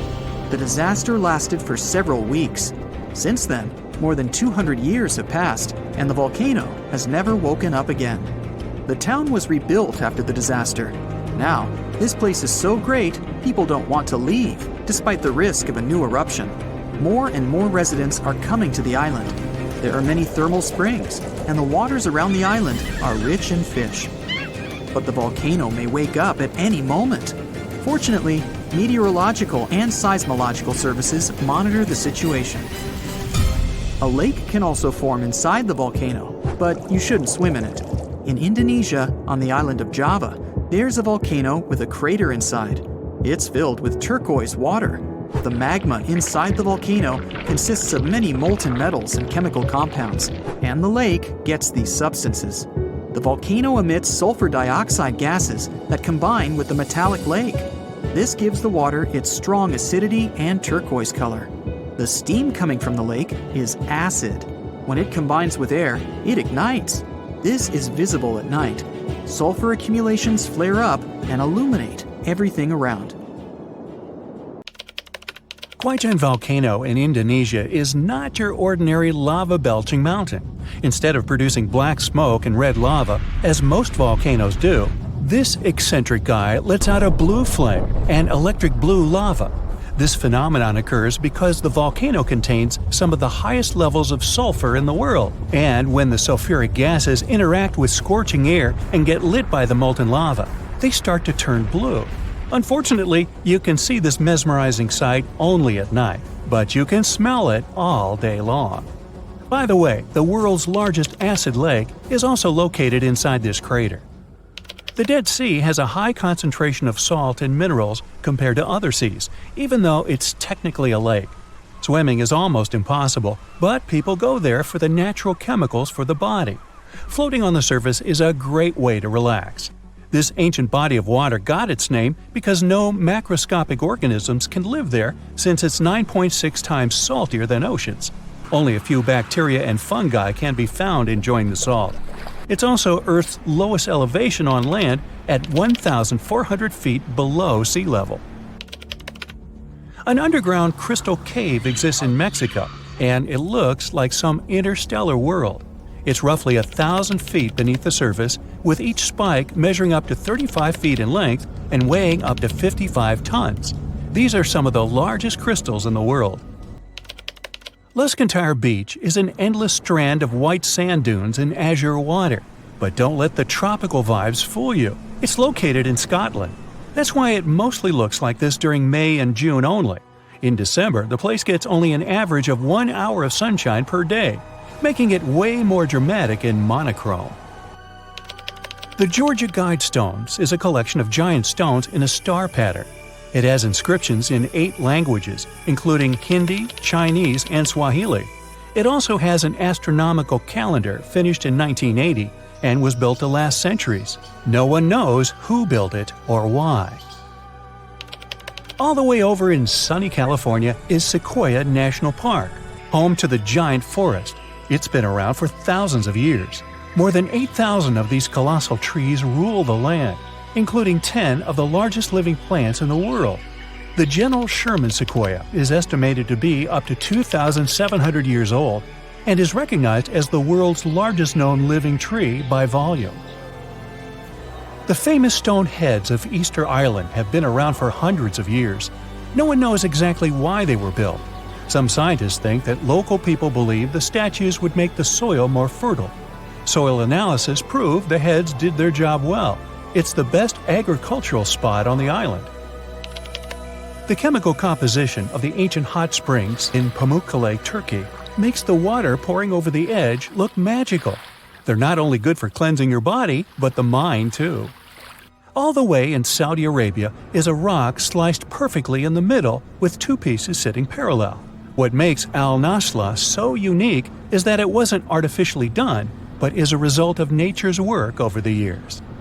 Now, this glacier may look like someone dropped tons of red paint in the middle of Antarctica, but it's actually the natural color. Blood falls is a result of extreme salted water mixed with iron oxide, giving out this eerie vibe in the middle of nowhere. In early May 2018, New England observed one of the scariest and most dangerous phenomena ever, a super long-track tornado. The frightening natural phenomenon started not far from Charleston, New Hampshire, and traveled toward the town of Webster in Merrimack County. It took the tornado 33 minutes to cover 36 miles and become the 3rd on the list of the longest track tornadoes in New England. In the Philippines, you can swim in some of the most crystal-clear waters and discover an underwater world below you in the province of Palawan. The municipality of Coron has white sandy beaches with many small boats riding through the many amazing sceneries. Tristan da Cunha is a small volcanic archipelago in the Atlantic, with the only neighboring cities of Buenos Aires, Argentina, and Cape Town, South Africa. It takes 7 days by ship to get to this unique place. If you want to escape from the rest of the world, staying with the 280 locals will make you feel like you're away from everything. During the first week of January 2018, unusually cold weather in the northeast United States froze the Atlantic Ocean in North Falmouth, Massachusetts. What's more, the ocean was frozen so thoroughly that people were walking on the waves. Now, that's obviously something you don't see every day. Red sand is what makes this beach unique and why tourists flock to Tianjin, China. A red-colored plant called a Sueda salsa dwells in the saltwater.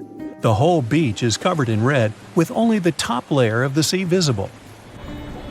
If there ever was a thing that said, "I defy gravity" out loud, it's the stone of Tabasco in Argentina.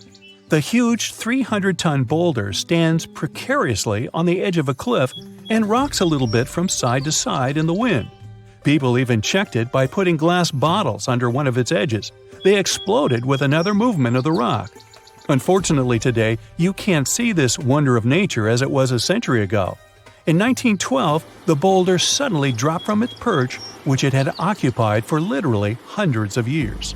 The people of the nearby town of Tandil were so sad about this event that 95 years later, in 2007, they decided to restore the stone. They made a plastic replica of the rock and put it on the same spot and even in the same position. So, even today, coming by Tandil, you can see its famous balancing boulder. More of a symbol now, of course, because it's no longer rocking and only weighs 9 tons, but instantly recognizable nonetheless. Socotra is an alien-like island off the coast of Yemen in the Indian Ocean with one of the most unique trees ever seen. It's called the dragon tree, and it can only be found on this amazing island. In 2008, it was labeled as a World Heritage Site. If you ever see a tight burning column of air, don't panic, it's not the end of the world. The creepy combination of whirlwind sounds and scorching inferno means that you have crossed paths with a fire tornado, also known as fire twister or fire whirl. This dangerous phenomenon occurs mostly during wildfires. These fires create a big area of super hot air just above the ground. When this scorching air gets mixed with the cooler air higher up, it results in a whirlwind that churns up burning debris and flames. The most powerful firenadoes can stretch hundreds of feet into the air. The House of Mystery in Gold Hill, Oregon, amazes its visitors with gravity-defying effects. You can't stand straight there, always leaning to the side and having to hold on to something for balance. Balls roll upwards. There's also a broom that stands perfectly still wherever you put it, unlike virtually everything else in the shack. The local Native American tribes called this place the Forbidden Ground, even before the house was built there, and they avoid approaching it. The owners of the shack, though, decided to turn it into an attraction, and they succeeded. They created an atmosphere of mystery around the place, and spread the news about it in newspapers and later on the internet, and voila! A perfect anomaly is made. In fact, it's no more than a curiosity. A human-made optical illusion that tricks your eyes and other senses. Now, if you travel to the Philippines, Indonesia, or Papua New Guinea, you'll have a chance to see some of the most unusual and cheerful trees in the world. The trunk of the rainbow eucalyptus looks as if it had been painted orange, green, red, purple, yellow, brown, blue, hey, you name it. Some trees are so bright that they seem artificial. The rainbow eucalyptus regularly sheds strips of bark, which reveals a bright green layer underneath. A bit later, this green layer gradually changes its color, and since the shedding happens at a different time in different places on the trunk, the tree starts to look multicolored and very attractive. Yemen is home to the oldest skyscrapers in the world and the oldest metropolis. The ancient city of Shibam is considered to be the Manhattan of the desert, due to the collection of mud buildings popping out of the desert floor. It used to be a caravan stop during ancient times. When you think of a volcano, what's the first thing that comes to mind? Streams of red, steaming hot lava pouring over the sides? Dark clouds of ash rising high into the sky? Maybe you think of a relaxing hot spring. Ah, that's nice. Well, we all imagine one thing, a cone-shaped mountain looming over the horizon. But it can be as green and lush as any other mountain.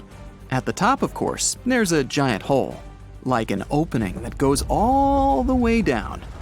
Inside, there's lava and gases being pushed outside. Lava is so hot that if you were standing at the top of the volcano and looked down, your face would feel as red as the color of that liquid rock oozing out. A volcanic eruption never comes without consequences for us. And I'm not just talking about people living nearby. The impacts are usually felt on a global scale, too. Can't fly for a while because of the blanket of ash released in the air. Not to mention, it might be a bit tricky to breathe. Carbon dioxide, sulfur dioxide, and plenty of other toxic gases whose names immediately take you back to your high school chemistry class. Funny enough, most of that cloud rising out of a volcano is just water. Well, vaporized from those scalding temperatures. But before any volcano erupts, it goes through stages like an angsty teen. First, magma, that's lava before it erupts onto the surface and gets its name change, starts moving underneath the volcano. This causes earthquakes that get worse and more dangerous over time.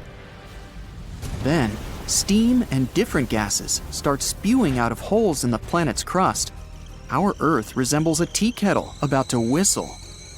When the gas emissions and earthquakes get more massive, it usually means the volcano is about to blow its top.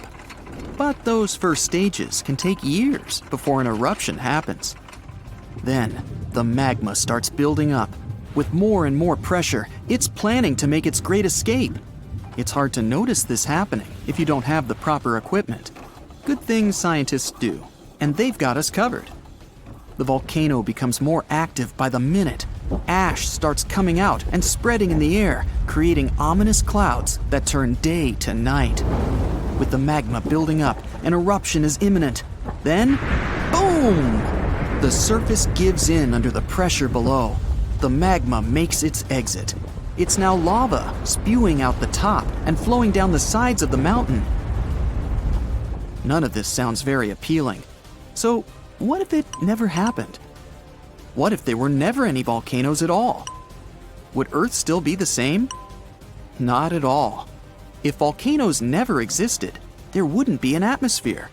When our planet was still just a young pup, volcanic gases are what created our protective bubble that allows you and me to breathe right now. They also played a big part in shaping the land and oceans. 4 billion years ago, Earth was still forming. It didn't look anything like the pale blue dot we know today.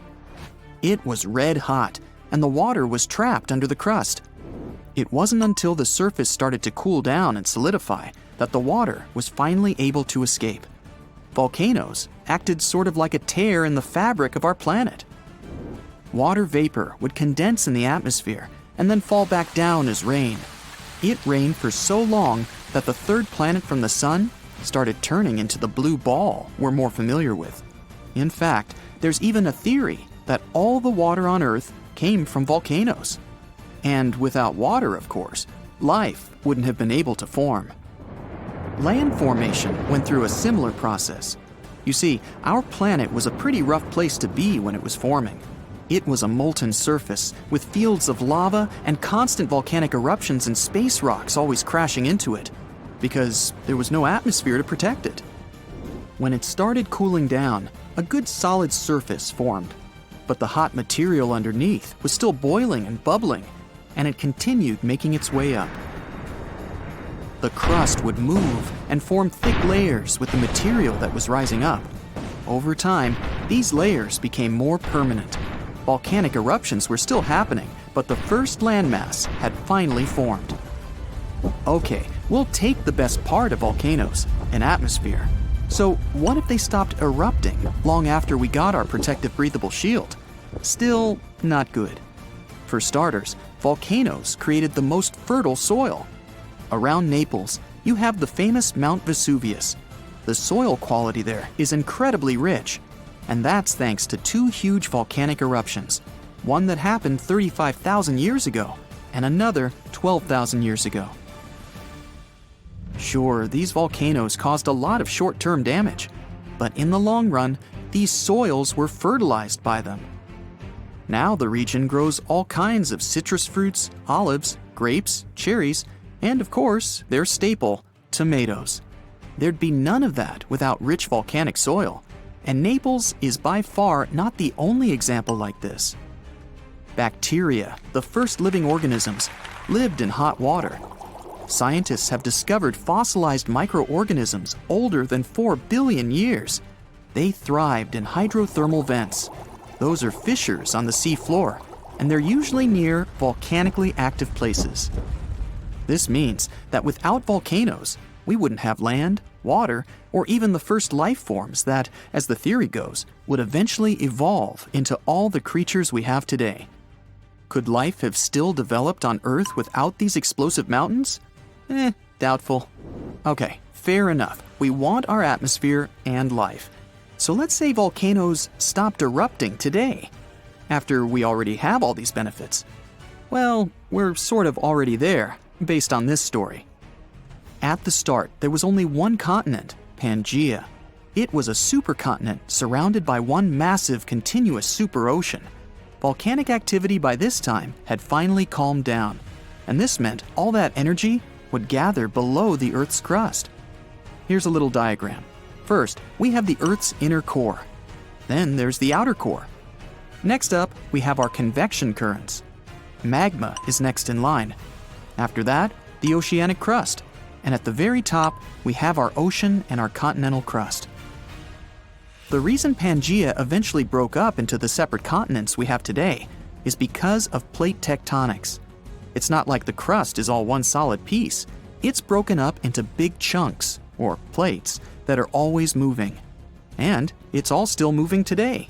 Yes, the land you're standing on right now is sort of surfing on that layer of convection currents. It's a slow process, so it's not like you can feel it. Pangaea didn't break apart all at once. It took tens of millions of years. When the plates move, they cause earthquakes and volcanic activity. They create mountains too. It's good for our planet as well, because the Earth gets to sort of renew its old crust. If there was no volcanic activity now, the pressure underneath the Earth's crust would keep building up. It'd get to a boiling point the continents couldn't handle anymore, and eventually, they'd start splitting into more numerous and smaller masses. Volcanoes are still useful to us till this day. For one, they cool our atmosphere. Their eruptions release sulfur gas. It combines with water in our atmosphere and cools it at its lowest level, which is where we live and breathe. There's also an excellent use for their heat. Geothermal power plants harness the energy coming from deep inside the Earth and turn its heat into steam. We then use that steam and turn it into electricity. This is the case for our friends in New Zealand and Iceland, since they live in places with high underground temperatures. Volcanic material can also be made into blocks for building stuff. It can be grounded down to make cement too. If we want, we can even search volcanoes for precious minerals like gold, copper, and sulfur.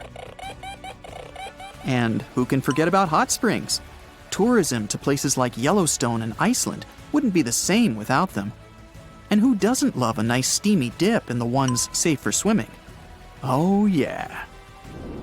In the end, volcanoes aren't so bad after all. Our beautiful Earth wouldn't be what it is without them.